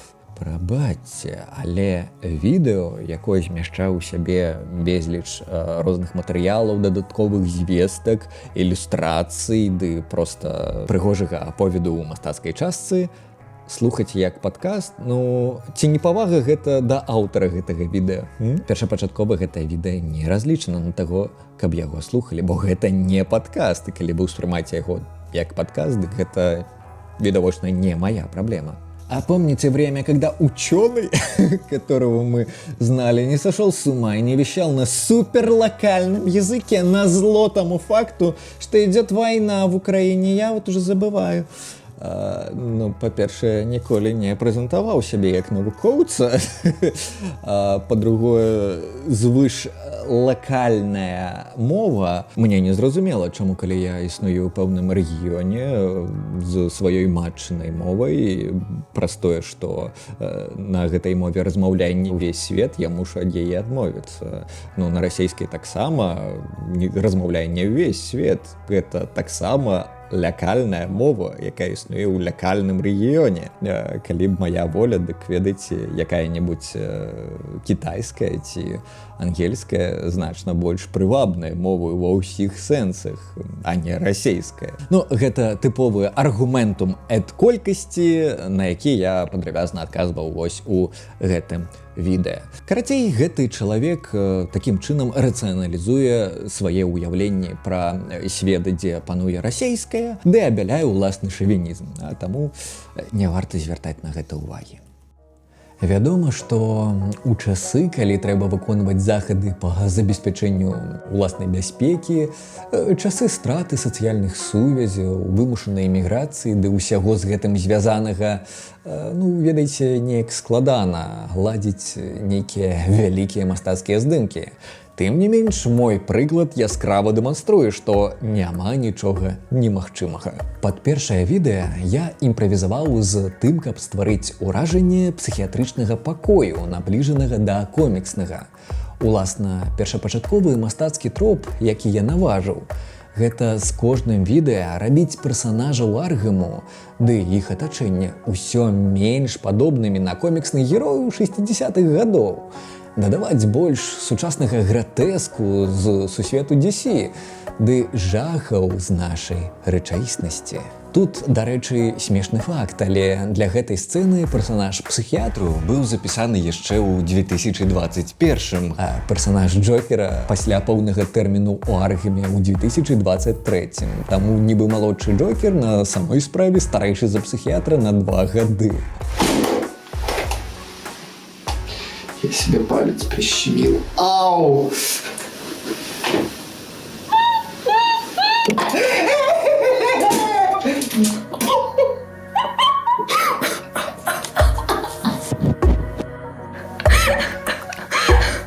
З другім відэа было крыху так складаней. Я нават распачаў будаўніцтва ўласнай студыі да наступных відэа. Антураж аргэмскіх муроў забраў у мяне забагата часу, але цяпер я маю ўласную студыю, таму працаваць над усімі маімі праектамі будзе прасцей. І так усё зрабіў я сам. Я вось скончыў такую прыгажосць. Паглядзіце на гэты мур. На самой справе зладжваць, мэдзіць штосьці, працаваць рукамі – гэта моя улюбёная частка падрыхтоўкі, мае хобі ды мой адпачынак. І гэта было неймаверна карысна, бо ўвесь рэквізіт я рабіў сам. Да 2020-га падчас складаных праектаў я звяртаўся за дапамогай да знаёмых майстроў, калі працы было забагата. З відавочных нагодаў пасля 2020-го гэта стала не зусім магчыма, ды не зусім бяспечна. На шчасце, я паспеў замовіць асноўны касцюм Джокера у сваіх майстроў. В Германии начинается такой дождь, что практически ни хера не слышно. Он барабанит по крыше, и невозможно записывать диалоги. Аднак іншы одяг давялося дапасоўваць самому. Я нават згадаў свае падлеткавыя часы, калі я займаўся гістарычнай рэканструкцыяй. Тады таксама даводзілася зашмат шыць. Мы скончылі першы дзень, і гэта было неймаверна складана, але атрымліваецца няблага, вось што я скажу. Гэта заняла багата часу, нават на грым колькі гадзін? 3 гадзіны, звар'яцець можна, хлопчыкі ды дзяўчаткі. Спадзяюся, гэта хутка скончыцца, і мы пабачымся зноўку. Ужасны грім. Ну так, грым сапраўды жахлівы, бо мы грымаваліся першы раз 3 гадзіны. Праз тое, што было трэба пераапранацца багата разоў. Але на наступныя здымкі я знайшоў такія цікавыя пальчаткі з белага капрону, і таму мне было крыху прасцей. Але як мы іх нацягвалі, валі абратна на свой второй канал, падальшы ад нас, оркаў. Ён не ўдакладніў, на якім менавіта канале, хутчэй за ўсё ён нават не ведае пра мае розныя каналы. Тая самая вось расейская рыса, калі там Кіеў гэта расейскі горад, Менск гэта расейскі горад, памятаеце гэтыя лёзунгі. Тое самае адбываецца і на Ютубе, бо мой канал, уласна, на Ютубе зусім не расейскім сервісе, але Расей чамусьці лічыць яго сваёй уласнасцю і прапануе мне сысці на адзін з маіх іншых каналаў. Цікава. А гэтыя каментары, гэтыя звычайныя рашыст-моманты, якіх безліч багата, яны ў такой ступені ілюстратыўныя, што я не ведаю, ці варта іх каментаваць, вось проста некаторыя з іх тут затрымаюцца, каб вы разумелі, якія каштоўнасці пануюць сярод рашыстаў. Таксама цікава, што багата рашыстаў выкарыстоўваюць гукаперайманне хру, нібы спасылаючы нас да нейкай свінні, але цікава, што свінні хрукаюць толькі на России. На Беларуси, например, яны рохкаются. Я интересовался его страной. Нет, хрюкающая свинина, нагадаю, что такая только на Россию, априори живет в свинарнике, в какой стране он бы ни находился. Ну, это довольно экстремистские выказывания про российцев, не? Ну, ці вось, чалавек падзякаваў за відэа па-украінску і адразу ж рашыст момант, абразы і прапанова хрюкнуць, зноўку забываючыся пра тое, што гэта прапанова да сваіх, да іншых рашыстаў. На свіном нахрюке пісаць стыдна. Уяўляеце, што ў галаве гэтага чалавека адбываецца, вось які там бруд. Можна нават памацаць рукамі. Дзякуй за новае відэа. Цікава і слушна бачыць, што жудасная рэчасць фільмаў жаху ўсё яшчэ з'яўляецца рэальнасцю. Клоун, ты только что на русском видео посмотрел. Ну так, адразу бачна, хто сапраўды глядзеў відэа. Автор даже перешел обратно на русский. Ну, той самый металлогичный свет, у яким існуюць рашисты. А ты все переводчиками пользуешься, чтобы на русском написать, на котором всю жизнь это делал. Ну і зноўку гэтае ўяўленне рашыстаў, што яны лепш за усякага носьбіта мовы разумеюць, што ў яго з мовай. У расейцаў праз гэтае прывілеі, звязанае з расейскай, напрыклад, карыстанне аўтаперакладачамі і гэтак далей, яны сапраўды упэўнены, што тое самае адбываецца з усімі мовамі, але не. Google ці Яндекс пераклад, яны неймаверна блага гэта робяць. Просто памылка на памылке, сэнсы страчваюцца. Не кажучы на тое, што, напрыклад, па-беларуску я намагаюся пісаць старашкевіцай, а што гэта такое, ні Google, ні Яндекс перакладачы нават не чулі. Таму так рашысты і ўяўляюць, што ўсе моўныя праблемы можна развязаць праз перакладачы. Калі б усё было так проста, дык жыць было б значна прасцей. А што з прынцыпамі, Васілій? Где украинский язык, или война закончилась? Ну, буду Василем, якая мне розница на самой справе. Я ўсё адно ў відэа не згадываю ні імя, ні прозвішча. Там Василь дык Василь. О, этот украинский петушок еще живой, надо же! К СБУ этого здрадника, а после в Авдеевку фабы рыльцем ловить. Человека нават выправили, что КДБ, а не СБУ. Ну так, яны сапраўды не здольны адрозніць дзве мовы. Ну, гэта просто факт, бо рашысты не чуюць і не ўспрымаюць нават як нейкія асаблівыя мовы украінскую і беларускую. Больш за тое, яны часцяком кажуць дыялект расейскай, чамусьці не здольныя зразумець гэты дыялект, не маючы субтытраў, але сумаваў з вамі. Як заўжды, дзякую вам за украінскія субтытры. Падтрымую вас у намаганні ўжываць беларускую мову. Спадзяваюсь, у вас усё выйдзе, але це будзе дуже складана. Не зупыняйцеся. Дарэчы, велічэзная падзяка людзям, якія мне наогул дапамагаюць з субтытрамі. І вось за украінскія таксама, бо не з'яўляючыся носьбітам украінскай мовы, уласна зразумець нюансы мне бывае вельмі цяжка. Стварэнне іншага рэквізіту заняло таксама зашмат часу. Некаторыя рэчы я пачаў мэдзіць яшчэ пры канцы 2020-га, напрыклад, маску пудзіла. Аднак, улічваючы колькі рэчаў мне было трэ, старымі метадамі такую колькасць было б складана вырабіць. На шчасце, летась у мяне з'явілась магчымасць вельмі танна набыць 3D-прынтер, і я ёй скарыстаўся. Гэта найлепшы набытак 2023-га. Хоць ёсць пэўныя асаблівасці. Людзі, якія не надта знаёмы з 3D-друкам, часцяком уяўляюць, што гэта такая лёгкая справа, вось спампаваў мадэль ды надрукаваў патрэбную рэч. Але насправдзе не ўсё так проста. Напрыклад, адна рэч можа складацца з дзесяткаў дэталяў. Кожную з іх не толькі трэба падрыхтаваць да друку, але і потым апрацоўваць, фарбаваць і гэтак далей. Следствие шока и травмы мозга, буквально. Я продемонстрирую. Травма мозга. На самой справе я наўмысна надрукаваў яго такім, каб ён проста разлятаўся, таму што гэта была частка сцэнару. Я зрэшты гэтага не зрабіў, але вось ён разляцеўся цяпер.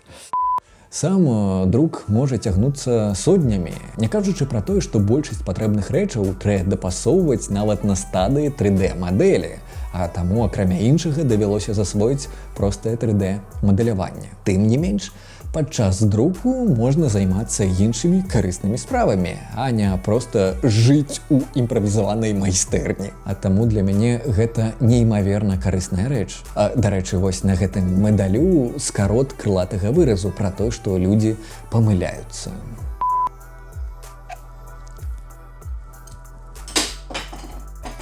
Не можно найти лишь как следуешь.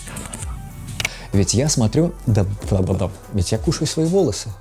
В дисциплине, которая с одной стороны жует свои волосы, которые попадают мне прямо, сука, в рот!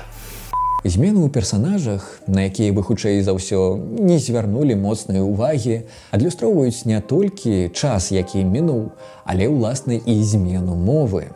Стоит чуть напрячь Память.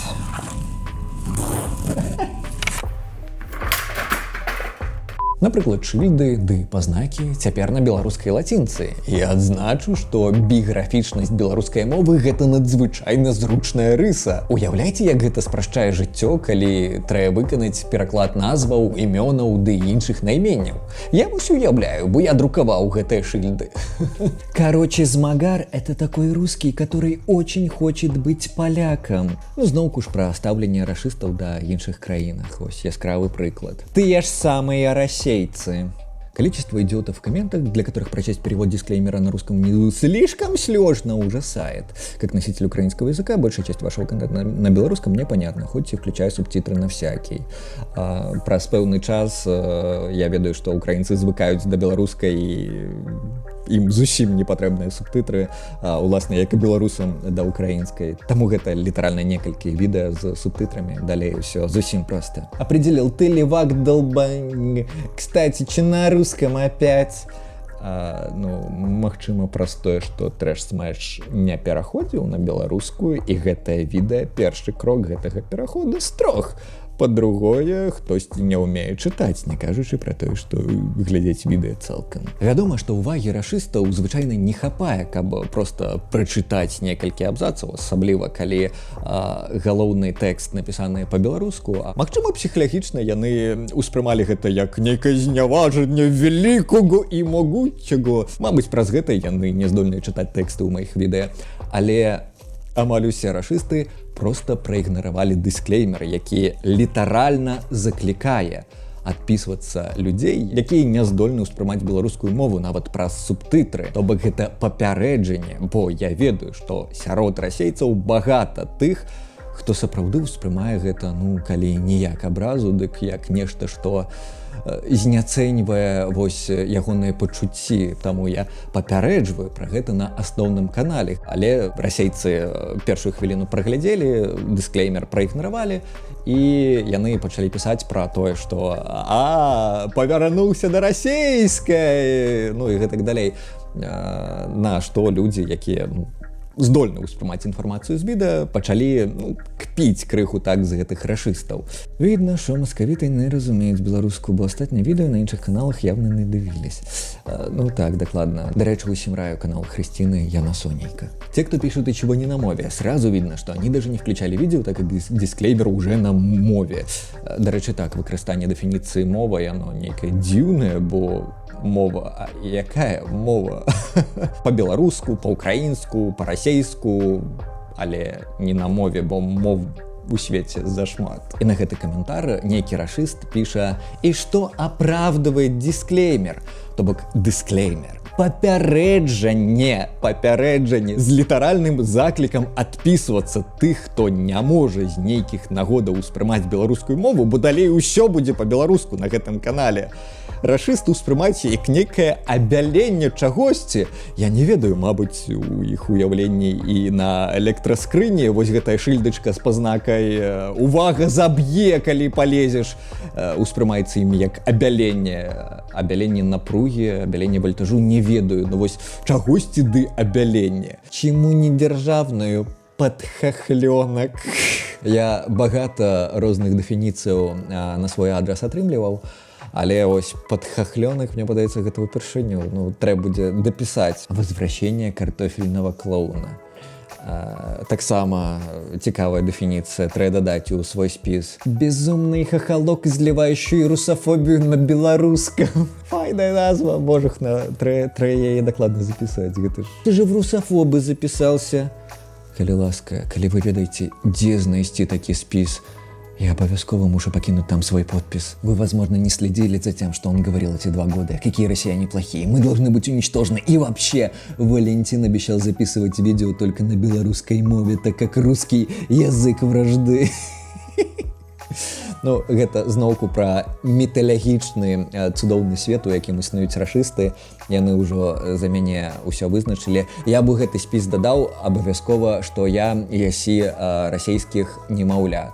Вось гэта галоўны пункт, я б з яго нават пачынаў. Вернулся к имперско-угнетательному. Разумные люди меняются в зависимости от ситуации. Чалавек, не ведаю, ці залічвае сябе да разумных, але ягоны розум не здолеў нават некалькі сказаў, нават па-расейску вытрымаць. Таксама пра культуру размоваў на России. Баба Валя вернулась. А как же имперский язык? Почему на русском чушпан, ру? Мабыць, ён рэкламуе нейкі сайт чушпан.ру, дзе рашысты узбагачаюць свой лексікон, вокабуляр, так бы мовіць, назапашваюць. Ну, мабыць, хтосьці даведаецца, не вы. Ой, а что такое змагарский выродок решил вернуться в ру-сегмент? Ну так, відэа, якое пачынаецца з некалькі хвіліннага папярэджання пра тое, што ру-сегмент усё сведчыць пра тое, што я вырашыў павярнуцца. Рашистская excellent логика. Хватит прикрывать незнание языка дисклеймерами и титрами, тем более, который никто не смотрит. Из 500 комментариев только один нашелся по теме ролика. Ну, магчыма, у чалавека нейкія хваробы, якія перашкаджаюць яму падлічыць каментары. Ну і ён тут шчыра прызнаўся, што ён не ўмее, не хоча чытаць, не здольны чытаць, і вось на ягоную думку усе астатнія таксама не здольныя. Вспомнил великий и могучий, а что на надбогомерзкой мове петух.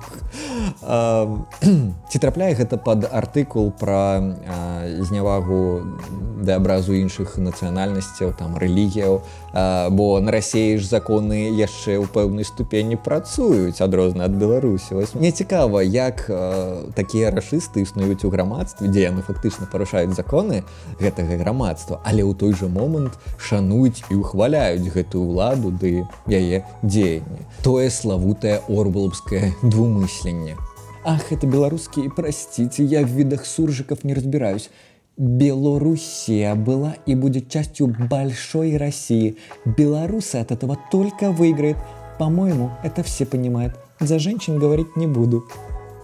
Вы бачыце, колькі яскравых, адметных рашысцкіх рыс можна сабраць у адным сказе. Гэта і неіснуючая Беларусія, гэта і вялікая Расія. Гэта ж і мы гэта робім на вашу ж карысць, дапамагаем, вызваляем Украіну ад украінцаў. І зрэшты, за жанчын казаць не буду. Ну, то бок, звычайны, гэты славуты расійскі сексізм. Вось, парліны думак.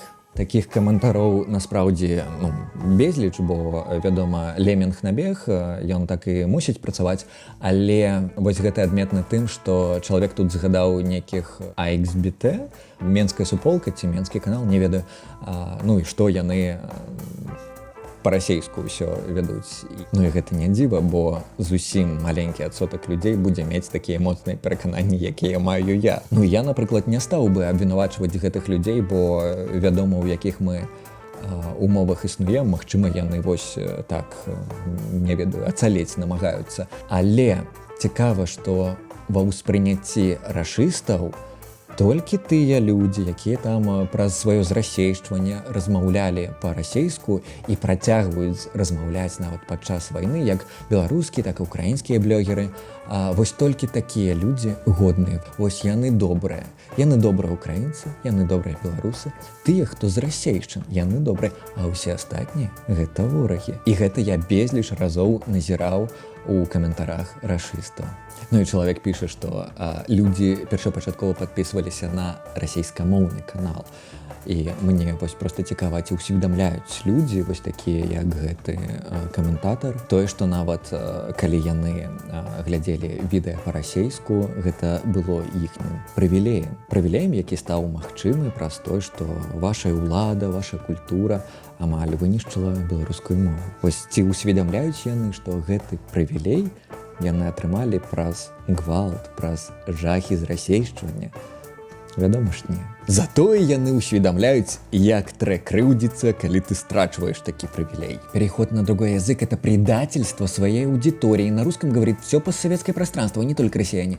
Обычные люди не виноваты, что творит их диктатор. Уж тебе-то, как белорусу, точно надо это понимать. И вот это цікавае спалучэнне того, что звычайныя люди невинные. Але калі ты адмаўляешься от того, что наши улады навязали тебе праз гвалт, дык ты здраджваешь сваёй аудитории.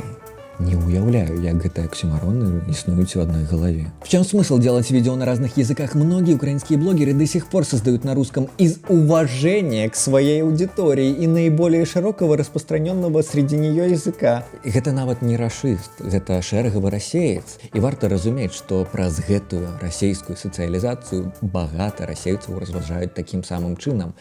Яны уяўляюць, што толькі той украінец, толькі той беларус, толькі той добры чалавек, і толькі вось тады ён ставіцца з павагай да іншых, калі нават падчас, калі ягоную краіну руйнуюць, на ягоную галаву ляцяць нейкія ракеты і гэтак далей, а ён працягвае размаўляць на мове краіны, якая выкарыстоўвае моўнае пытанне як адну з нагодаў да нападу на гэтую краіну. Вось толькі тады ты добры. Пытанне не да тых украінцаў ці тых беларусаў, якія працягваюць рабіць відэа расейскую. Бо ўсе маюць розныя умовы, бо ўсе маюць розныя перакананні, і насправдзе і беларусы, і украінцы, якія размаўляюць па-расейску, робяць гэта не таму, што яны хацелі размаўляць па-расейску, а таму, што ў іх няма іншага выбару. Таксама цалкам магчыма, што існуюць людзі, у якіх вельмі складана з засваеннем моваў, таму вось так атрымалася. Пытанне да тых расейцаў, якія толькі такіх людзей успрымаюць як годных людзей. Ну і гэта добры адказ пра тое, што калі не выкарыстоўваць тую ці іншую мову, то яна знікае. І на самой справе, адна з нагодаў, чаму я размаўляю і раблю контент цяпер па-беларуску, а хто гэта будзе рабіць? Калі гэта не сумленныя людзі, дык хто чакаць таго, што рэжым Лукашэнкі кудысьці знікне, і вось толькі тады павольна пачнецца адраджэнне ўсяго беларускага, гэта ж марна. Трэба рабіць тое, што ты можаш рабіць у бягучых абставінах, бягучых умовах. Я вось магу рабіць гэта, і я буду гэта рабіць і далей. На маю думку, пераход мастацкай часткі на беларускую мову атрымаўся файны, асабліва для людзей, якія валодаюць беларускай ці украінскай мовамі. Бо водгукі, якія я атрымліваў, паказалі, што гэта выклікала менавіта той эфект, тыя пачуцці, якіх я чакаў. Вар'яцтва мова, ды і мгла. У пялёнцы лёгка памыліцца, элементарна даць пудла. Вось проста ўзяць і разгубіцца, прыняўшы пудзіла за цэлага урача. Надаў усім статус пацыента, дадаў медычнага у пошук зла, псуе жыццё дзеля кліента. Імглой пакрыты гэты лёс, нібы медычнай дысцыпліны.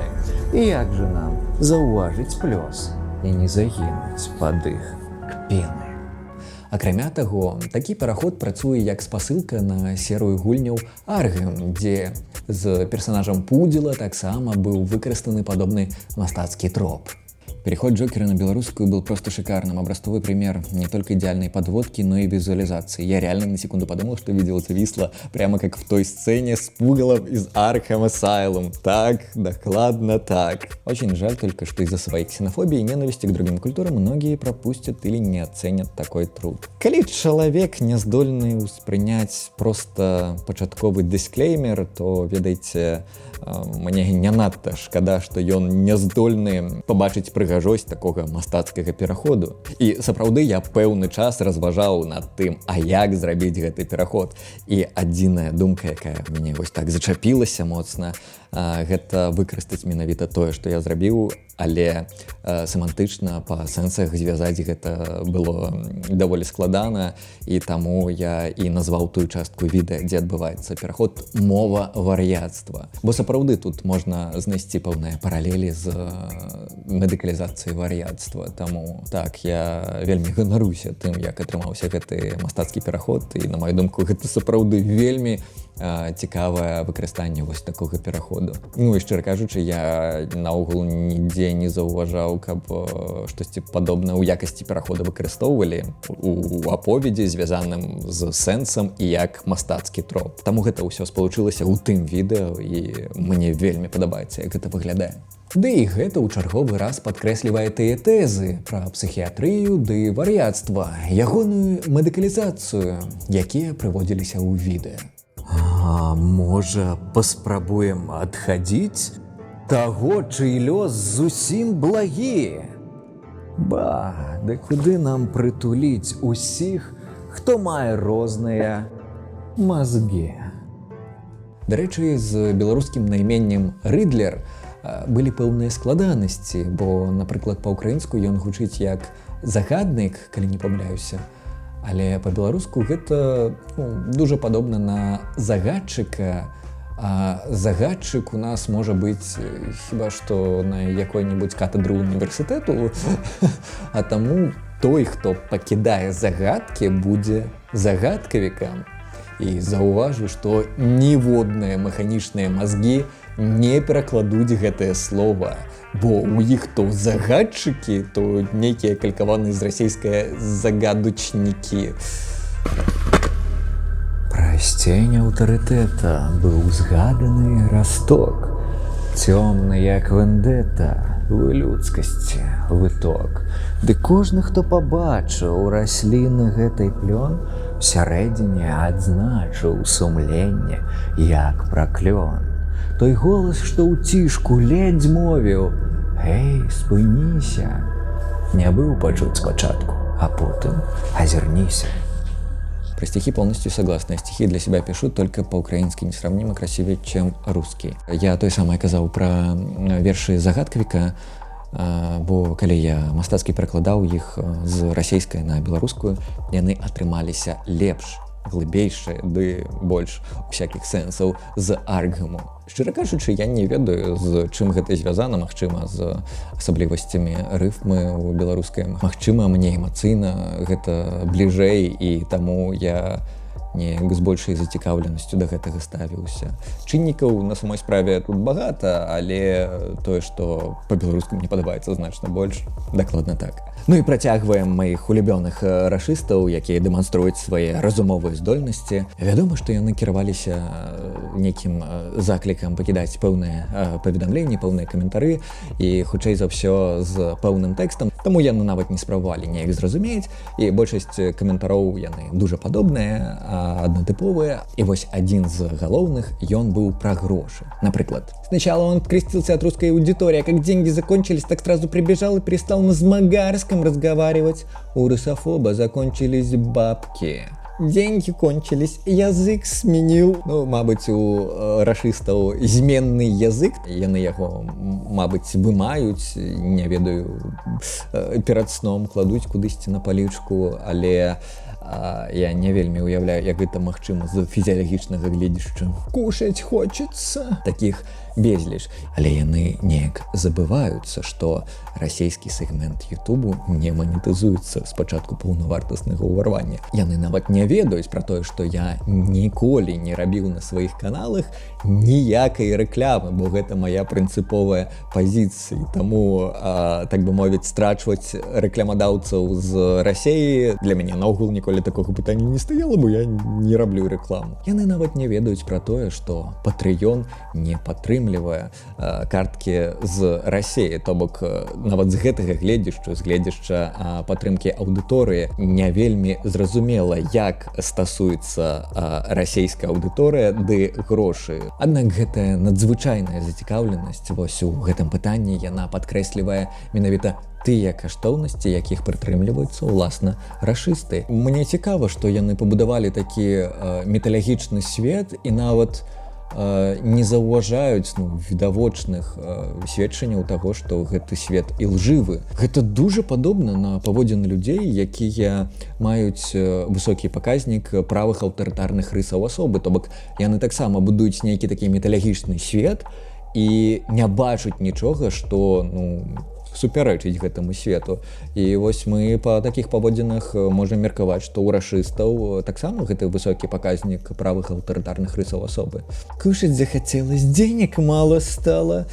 То бок мы бачым, што больш за ўсё хвалюе рашыстаў. І гэта цікава, што рашысты трапляюць у гэтую пастку. Дарэчы, як і кожны чалавек, які мае высокі ўзровень аўтарытарных рысаў асобы, бо звычайна гэта карэлюе з нізкім узроўнем эмацыйнага інтэлекту, на самой справе і агульнага інтэлекту таксама. І вось такі чалавек, ён не можа уявіць, што нехта можа быць адрозным ад яго. І звычайна такія людзі транслююць менавіта свае каштоўнасці. Все эти истерики по поводу «захотелось кушать» только демонстрируют уникальное сочетание продолженности и глупости. Так, як я і казаў раней, праз тое, што гэтыя людзі маюць нізкі ўзровень эмацыйнага інтэлекту і не здольныя нават уявіць, што нехта можа мець адрозныя каштоўнасці ды разважаць інакш за самого рашыста. І яны выкарыстоўваюць менавіта свой розум у якасці такога эталённага і праз гэта намагаюцца абразіць. То бок кожная іх спроба гэта на самой справе дэманстрацыя таго, якія каштоўнасці яны маюць ды як разважаюць. І ў пэўным сэнсе гэта тая ментальная пастка кожнай аўтарытарнай асобы. Бо на самой справе, каб абразіць, неяк зачапіць чалавека, трэ даволі добра ўяўляць, а якія каштоўнасці, як разважае гэты чалавек, якія перакананні ён мае. Але калі чалавек здольны да высокага ўзроўню эмпатыі, дык ён аўтаматычна не будзе рашыстам, бо ён здольны ўявіць сябе на месцы іншых людзей. А таму ягонае людажорства адразу ж вось так падае. Менавіта таму я і назваў гэта пасткай аўтарытарнай асобы. То бок яны праз такія высілкі намагаюцца абразіць, але ў іх гэта не атрымліваецца праз нізкі эмацыйны інтэлект. Але калі б у іх быў высокі эмацыйны інтэлект, дык яны б і не намагаліся абразіць, бо не бачылі ў гэтым ніякага сэнсу. Вядома, што тут дзейнічаюць і іншыя псіхалагічныя механізмы, дарэчы, пра якія я апавяду ў наступным відэа на канале Смэш. Але тое, як гэта працуе вось нават на такіх прыкладах, мне падаецца вельмі цікавым. Вядома, з-за абмежаванага часу ды магчымасцяў далёка не ўсё атрымалася так, як я планаваў. Аднаму чалавеку неймаверна складана каардынаваць усе функцыі, якія звычайна выконвае цэлая каманда. Часам увагі проста не хапала, а тэхнічныя складанасці кшталту разладаваных акумулятараў трасца заміналі ды рабілі перашкоды.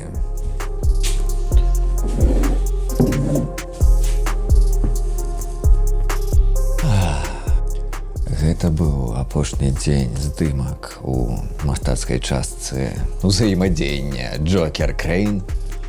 І халера, як я стаміўся. Магчыма, вы гэта можаце адчуць праз тое, як я размаўляю. Таксама ў мой смех дадалося крыху вось гэтага джокераўскага ўплыва праз дыяфрагму. І гэта тое, што назаўсёды застанецца са мной. Трэба пра гэта ведаць. На самой справе гэта неймаверна цяжкая ва ўсіх сэнсах, як фізічным, так і маральным праца. Я вельмі ўдзячны тым, хто мне дапамагаў у якасці актораў і аператара, таму што уласна зрабіць такі ўзровень было б немагчыма. Ну і ўсё ж калі актор, гэта значна прасцей за тое, што было ў мінулай частцы па псіхіятрыі, дзе фактычна і лекар, і Джокер — гэта я. І не, гэта не пра псіхічны разлад. Прабачце. І раптоўна ў мяне разладаваўся ўжо 6-й акумулятар. Акумулятары на Fuji зусім не кволы, але іх было патрэбна 6, проста каб вось гэты дзень здымак вытрымаць. Халера. Вам бы в озвучке работать, такой талант пропадает. Ну, насправді так, я багато чув про тое, што мой голас мае высокі дыяпазон, ды калісьці я ў гурце спяваў. Гэта ў падлеткавыя часы было. А калі казаць цяпер, дык я не супраць паўдзельнічаць у нейкай гучкі па-беларуску. Я ведаю, што ў нас ёсць некаторыя праекты. Таму калі хтосьці з іх мне прапануе ў нечым такім паўдзельнічаць, я пагаджуся. Ты суперски отыгрываешь сумасшедшего. Обычно, когда другие мои любимые авторы кривляются, мне немного неловко. А вот тут супер, отличная актерская игра. Это не игра! Пробачьте. На самой справе я не маю ніякіх уяўленняў пра акторства, і я раблю тое, што, на маю думку, адпавядае тым выявам, якія існуюць у маёй галаве, калі я складаю сцэнары. З акторствам наогул такая рэч, што гэта вельмі сацыяльна залежная плынь і праца, і калі мы паглядзім, напрыклад, на актораў пачатку мінулага стагоддзя і на сучасных, мы неймаверна здзівімся. І гэтыя моцныя змены ў васпрыняцці добрай акторскай ігры адбыліся, на самой справе менш за 100 гадоў. Таму проста цікава, што гэта такая сфера сацыяльна залежная, но тым не менш сёння ў людзей ёсць свае ўяўленні пра добрую ці благую акторскую ігру.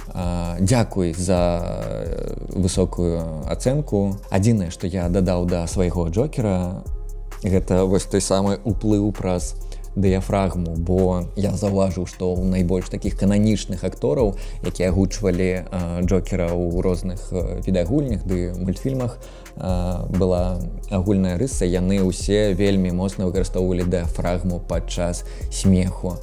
Гэта такі навык, які варта трэнаваць.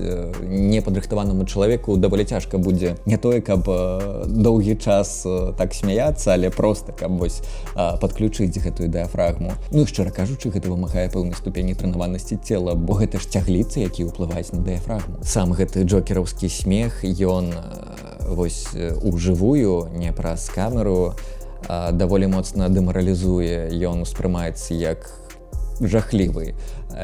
Нават у адным з дубляў, якія былі з Крэйнам, я калі пачаў смяяцца, вось калі мне нібы гэтую прышчэпку газам пудзіла зрабілі, па сцэнару я мусіў смяяцца як звар'яцеўшы зусім клаун. І калі я пачаў так смяяцца, Крэйн нават адышоў, але гэтага было не патрэбна па сцэнару. І так, усе мае сябры, яны кажуць, што гэта дэмаралізуе. Таму я намагаюся смяяцца такім чынам, як мага менш. Са святлом наогул былі жудасныя праблемы. Цэнта! Я дубкай зачапіў святло. Аднак, дзякуючы сябрам, якія пагадзіліся дапамагчы, нават не маючы адпаведнага досведу, усё атрымалася. І гэта цуд, што мы скончылі другое відэа. Я неймаверна удзячны ўсім за ваш унёсак. Если вдруг случится Бусти, то подпишусь. Не, Бусти докладно не здарыцца, бо Густи гэта расейская пляцоўка, на якой працуюць расейскія прапагандоны. Ніколі ў жыцці я не прыйду на расейскую пляцоўку, дзе частка падаткаў ідзе на расейскія падаткі і фінансаванне вайны. Дзякуй. Не. Магчыма, на будучыню я зраблю аккаунт Buy Me a Coffee, але Бусти докладно не. Перейти с выдуманного нового языка на настоящий — это по приказу Вашингтонского обкома или порыв души самой Вали. Рашисты уяўляюць, што менавіта расейскую мову нейкае боства такое звыш прыроднае спусціла ім зверху вось так: трымайце, вось гэта сапраўдная мова, а ўсё астатняе гэта нейкая лухта. Ну ці як патлумачыць тое, што гэты рашыст не ведае, што кожная існуючая мова ў свеце так ці інакш выдуманая, я не ведаю. Вядома, што гэткая плынь лемінгаў не магла не выклікаць гэткіх соромных пачуццёў сярод адэкватных расейцаў. Напрыклад, не позорьте других россиян своим скотским поведением. Как же мне стыдно за таких узких сограждан. Вы как орда зомби налетели и гагыкаете. Набежавшие жожики и прочие Z-патриоты с однотипными комментами о том, на каком языке говорит Трэш Смэш, оказались не способны прочесть аннотацию и досмотреть ролик до конца. Мне стыдно за набежавшую орду зомби из моих сограждан в комментариях. Ведаеце, калі беларусы ладзілі такія рэйды, мне б хутчэй за ўсё таксама было крыху сорамна. Бо гэта ж складае надзвычай дрэннае уяўленне пра твою сацыяльную групу. І мне падаецца, што гэтыя рашысты, якія ўдзельнічаюць у рэйдах, яны нават не ўсведамляюць таго простага факту, што дзякуючы ім кожнае расійскамоўнае меркаванне на ютубе, в интернете знеоценивается, оно девальвуется. Забавно видеть, как спустя больше чем 10 лет снова набирают силу жанр русских людей обижают. Так, это, до речі, так само цікаве назірання. Тыя рашысты, якія маюць відавочныя супрацьзаходні імпэт, яны часцяком звяртаюцца да тых, хто указвае на нейкую там няроўнасць у грамадстве, як да пакрыўжанак. Але на самой справе самыя галоўныя пакрыўжанкі, якіх крыўдзяць, гэта менавіта яны. Но гэта ж зноўку пытанне пра аксюмароны, якія існуюць у галовах рашыстаў. А сёння дзень, калі я буду записываць розныя разбіўкі для відэа, бо амаль не было часу на тое, каб запісаць проста разбіўкі на друкаваныя матэрыялы, на розны рэквізіт, якога тут проста неймаверна багата. Вось. Адзінае, што заўважу, гэта тое, што мае вочы дагэтуль крыху з падводкай, бо яе змыць не так і проста. А па-другое, што мой голас крыху таксама пацярпеў, і ён такі, вось, ведаеце, калі я буду зноўку рабіць нейкі там косплей на Роршаха, трэба будзе за дзень да гэтага здымаць косплей на Джокера. Дадам, што монтаж мастацкай часткі быў не самым простым, бо на постпрадзе звычайна выпраўляюцца тыя памылкі, якія былі зроблены падчас здымак, а іх было багата. Таму на некаторыя сцэны была патрэбная ўся ноч, каб проста прывесці ўсё гэта да належнага стану. Дарэчы, калі уважліва разглядаць пачатковыя кадры, то можна заўважыць тую славутую вар'ятню, навінкі з Менску, ды не менш славутую былую саўковую СПБ, мабыць, хтосьці пазнае, што падкрэслівае агульную думку пра Аргам як месца, якое ўвабрала ў сябе ўсе жахі нашай рэчаіснасці. Включенные видеозаписи процедур довольно наглядные и уместные, но дисклеймер в начале видео об их наличии был бы неплох, да и насколько волнуюсь за то, чтобы видео не было удалено. YouTube довольно негативно к подобным относится. Так, насправді, YouTube хварае на гэта, але ён не выдаляе відэа, ён абмяжоўвае звычайна паказы, манетызацыю. На мою думку, калі мы нешта апавядаем пра псіхахірургію, то немагчыма уявіць гэты аповед без дэманстрацыі гэтай псіхахірургіі. Таму, улічваючы, што відэа ў першую чаргу яно адукацыйнае, мне падаецца, варта чакаць, што там будуць такія моманты. Магчыма, бы трэба было пакінуць дысклеймер, але ведаеце, дысклеймер, які цягнецца некалькі хвілінаў, гэта ўжо зашмат. Да таго ж, гэтыя матэрыялы прайшлі праз неўрасеткі, таму вось гэты натуралізм, ён крыху так сапсаваўся, але самі відэа, тым не менш, засталіся даволі ілюстрацыйнымі. Таму так, магчыма, наступнага разу я і пакіну караценькую звестку пра тое, што тут такія відэа, але ў дадзеным выпадку, мне падаецца, гэта не нешта такое занадта жахлівае. Таксама немагчыма ўявіць монтаж у 2023 без выкарыстання неўрасетак. Паляпшэнне відэаматэрыялаў, відарысаў, агучка пэўных персанажаў, ды паляпшэнне гука і гэтак далей. Усё гэта з выкарыстаннем неўрасетак. Дарэчы, крыху здзіўляюся, калі людзі кажуць штучны інтэлект, бо мы ў псіхалагічнай навуцы дасканала не можам патлумачыць рэчы наконт чалавечай свядомасці ды інтэлекту, а людзі ўжо машынам надаюць гэткі статус. Таму актыўна раю усім ужываць дэфініцыю неўрасеткі, бо так дакладней, да адлюстроўвае механізмы, па якіх яны працуюць. Але калі ўжо замацаваўся штучны інтэлект, то наўрад ці гэта на штосьці паўплывае. Аднак я пакуль чую 50 на 50% недзе штучны інтэлект, а недзе неўрасеткі. Я прыхільнік неўрасетак. Сярод рашыстаў неймаверна пашыраныя каментары, якія сведчаць пра магічнае мысленне гэтых людзей. Вось, напрыклад, відэа набрало небагата праглядаў, бо канал больш за год нічога не публікаваў, бо я амаль з першай хвіліны заклікаю адпісвацца тых, хто няздольны, не хочуць ці абражаецца праз беларускую мову. Вядома, што алгарытмы Ютуба праз гэта ламаюцца і амаль нікому гэта відэа не трапляе ў рэкамендаваныя. Людзі нават проста не ведаюць на тое, што на канале Trash Smash выйшла пэўнае відэа. Яны паведамляюць пра тое, што я не получила рекомендацию посмотреть, хотя на тебя подписаны. Алгарытмы Ютуба. Ці сумна гэта? Ды не, бо так працуюць алгарытмы. Ды я звык да такога стаўлення з боку бяздушных механізмаў. Ну, што зробіш? У такім свеце мы існуем, дзе пануюць алгарытмы. Але рашысты пабачылі ў гэтым штосьці большае за благую працу ютубаўскіх алгарытмаў. У Крагоі не смогли даць просмотры, пришлось на імперскі язык вернуцца. Гэта таксама цікавая рыса рашыстаў, калі ты намагаешся зняважыць цэлую нацыю кожным сваім словам. Вось нейкія ў Крагоі. Мяне наогул сумневы закраліся, а ці маюць яны здольнасці да звычайных размоў. Уявіце, як два рашыста паміж сабой маюць зносіны. Надеюсь, следующие ролики соберут меньше. Ну, то бок, з аднаго боку чалавек чамусьці лічыць, што прагляды збірае выключна расейская, а з іншага ён неяк задаволены тым, што відэа, у якім расійская мова сабрало мала, на ягоную думку, праглядаў. І вось як яны спалучаюцца ў адным уяўленні пра свет, гэта надзвычай цікавая псіхалагічная з'ява. Последние 2 года грозится на родной язык перейти, и дальше дисклеймер, отдела не заходит. Чоу званы, да не ведаю, дзе яны. Калі чалавеку прапануюць проста прачытаць дисклеймер, каб зразумець, шэрагавы рашыст звычайно адказвае, что это звучит как отмазка. Проблема в том, что он ему никому не сдался. На 2-м и 3-м канале просмотры мизерные.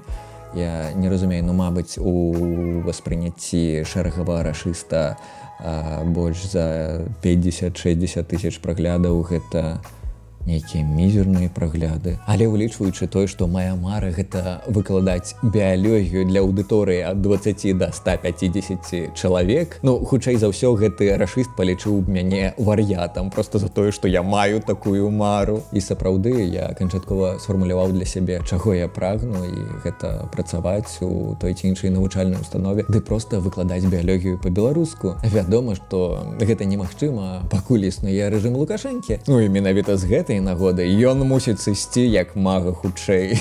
Людзі змагаюцца за правы чалавека, за нейкую годнасць, уяўлення. Я такі, я хочу выкладаць біялогію па-беларуску. Ну, гэта часткова жарт, часткова.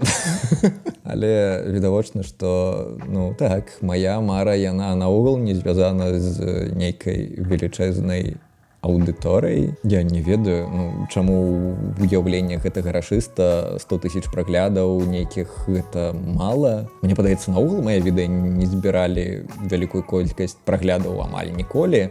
Адзінае відэа, якое мае 1 мільён праглядаў, пра якое я ведаю дакладна, гэта спаленне гомафобаў, таму што мне нехта казаў, што там больш за 1 мільён праглядаў. Але звычайна я нават не звяртаю ўвагі на прагляды, бо ў маёй сістэме каштоўнасцей яны ніколі не былі чымсьці, ну, файным, не ведаю, чымсьці, што патрабуе ўвагі. І маё стаўленне да канала Trash Smash гэта хутчэй стаўленне як да бібліятэкі, дзе кожны чалавек можа прыйсці, знайсці патрэбную тэчку з патрэбнай тэмай, якая мае сацыяльную вагу, і праз прыгожы, у тым ліку з мастацкімі элементамі аповед, дазнацца глыбей пра гэтую тэму. Гэта ж файны падыход, і мне ён падаецца значна больш здаровым ды годным за звычайны. Калі людзі атайсамліваюць сябе з лічбамі праглядаў, ну, гэта, мне падаецца, нечым вельмі сумным. Спасибо, что при всей неприязни к нам продолжаешь работать с нашим комьюнити.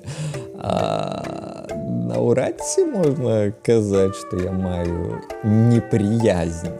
Адзінае непрыняццё, якое ў мяне існуе, гэта непрыняццё рашыстаў, ды кожнага чалавека, што ўхваляе вайну ці так ці інакш абяляе злачынныя захады Расійскай Федэрацыі. На жаль, такіх расейцаў сапраўды багата. Але нават некаторыя каментары тут сведчаць пра тое, што такія перакананні падзяляюць не ўсе расейцы. Чалавек бачыць добрую нагоду да вывучэння беларускай мовы праз пераход асноўнага канала на беларускую. Гэта ж файна! Спустя сколько лет?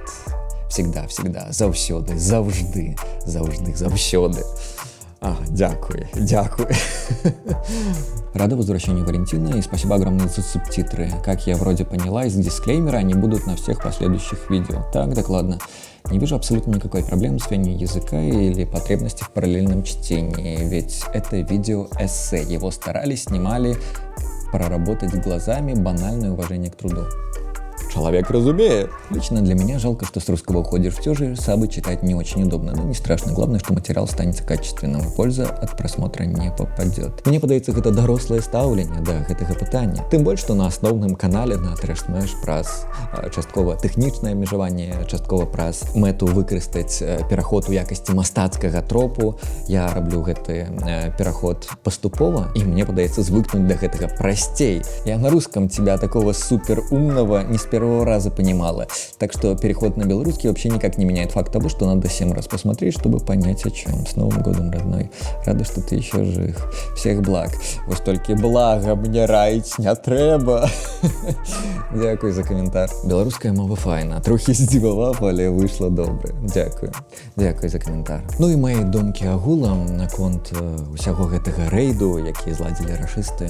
Ведаеце, калі параўноўваць яго з тымі рэйдамі, што былі раней, ось, напрыклад, калі Стасюк, той, якае проста, ён ладзіў рэйды даволі вялікай суполкі на самой справе, але кіравалася яна праз тэлеграм-боты, і кожнаму чалавеку прыходзіла пэўнае паведамленне пра тое, што вось прыкладна такі тэкст, даволі сфармуляваны добры тэкст, прыкладна на такой хвіліне, як знайсці гэтае відэа не проста па спасылке, а менавіта знайсці. Іначай кажучы, яны спрабавалі ўплываць на алгарытмы Ютуба такім чынам, ды спрабавалі імітаваць зацікаўленасць у змесце відэа. То бок Стасюк сабраў значна больш прасунутых лемінгаў. Цяпер жа гэта выглядае як проста нейкі дзіцячы садочак. Ну і наконт агульных дэфініцыяў я бачыў, што багата людзей, калі яны бачылі аднолькавыя каментары проста ось у строку, яны пісалі, што вы боты, ёлупы, адкуль вы.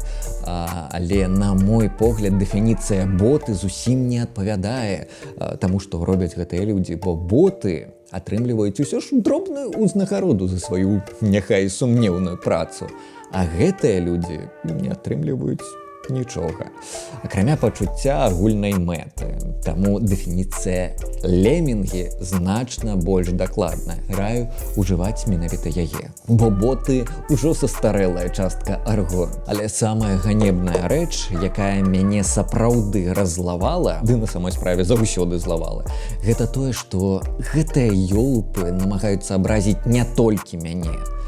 Тыповы сцэнар, калі чалавек апавядае пра свой жахлівы досвед сутыкнення з псіхіятрычнай сістэмай, і чарговы лемінг, рашыст з'яўляецца і абвяшчае такога чалавека, напрыклад, хворым. Гэта адразу бан. Вось проста. Чалавек, паведамляючы пра свой досвед сутыкнення з псіхіятрыяй, пра тое, што ён і так знаходзіцца ў вельмі ўразлівай групе і цяпер пакутуе яшчэ больш праз змены ў расійскіх законах, атрымлівае каментар з боку рашиста: депрессия и квир плюс очень важная политическая позиция, за все хорошее против всего плохого. Своим примером вы буквально подтверждаете, что любые сексуальные девиации — это тоже психические заболевания. Ось ведаеце, чалавек, які намагаецца абразіць як мага больш людзей, праяўляе надзвычайныя агрэсіўныя паводзіны, чалавек, які гатовы залічваць да стану захворванняў усё, што адрозніваецца ад ягонага ўспрыняцця свету.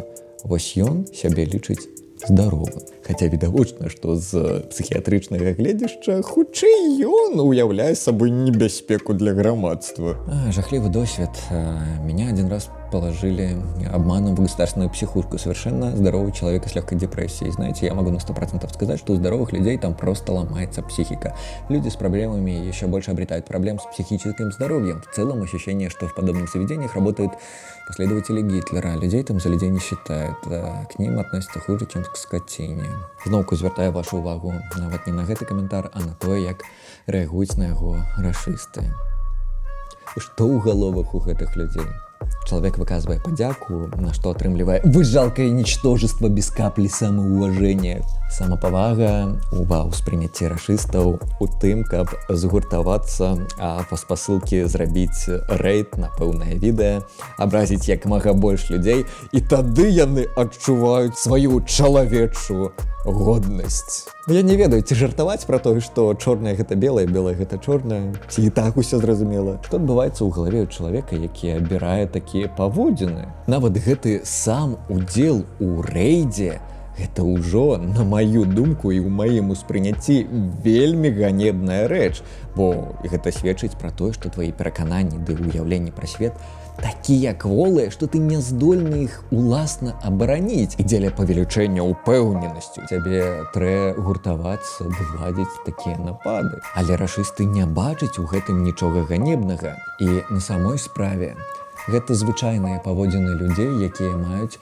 высокія аўтарытарныя рысы асобы, так званыя аўтарытарныя паслядоўнікі. І некалькі год таму я пачаў разважаць над гэткай асаблівасцю расійскай медыяпрасторы. Адкуль столькі нянавісці, адкуль столькі генералізаваных забабонаў. Гэта калі чалавек праяўляе нейкую нянавісць да адной групы, да адной суполкі, напрыклад, ЛГБТ. І адсюль вынікае, што хутчэй за ўсё гэты чалавек будзе таксама праяўляць шавінізм і да іншых сацыяльных групаў адрозных ад яго. Адкуль гэтыя надзвычай агрэсіўныя паводзіны? А спачатку паўнавартаснага ўварвання, у той момант, калі я перайшоў на беларускую мову, асабліва яскрава стала заўважна, што ёсць вялікая розніца паміж беларускай, украінскай медыяпрасторай ды расійская. Таму у мяне ёсць прапанова.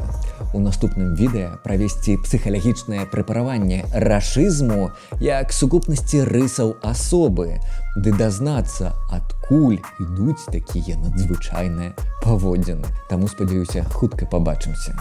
Дзякуй за прагляд. Спадзяюся, вам даспадобы такі фармат, бо я не рабіў па-за кадрам ужо багата гадоў. Як вы разумееце, на гэта былі свае нагоды. Але вось цяпер я пакрысе так апавядаю пра фон сваіх відэа, пра тыя ўмовы, у якіх я гэта раблю, наогул пра тую працу, якая ўкладзена ва ўсё гэта. І ведаеце, мне сапраўды падабаецца тое, што атрымліваецца па выніках. І мне сапраўды вельмі прыемна, што дзякуючы тым, хто мяне падтрымлівае, усё гэта магчыма. Неймаверна ўдзячна ўсім вам.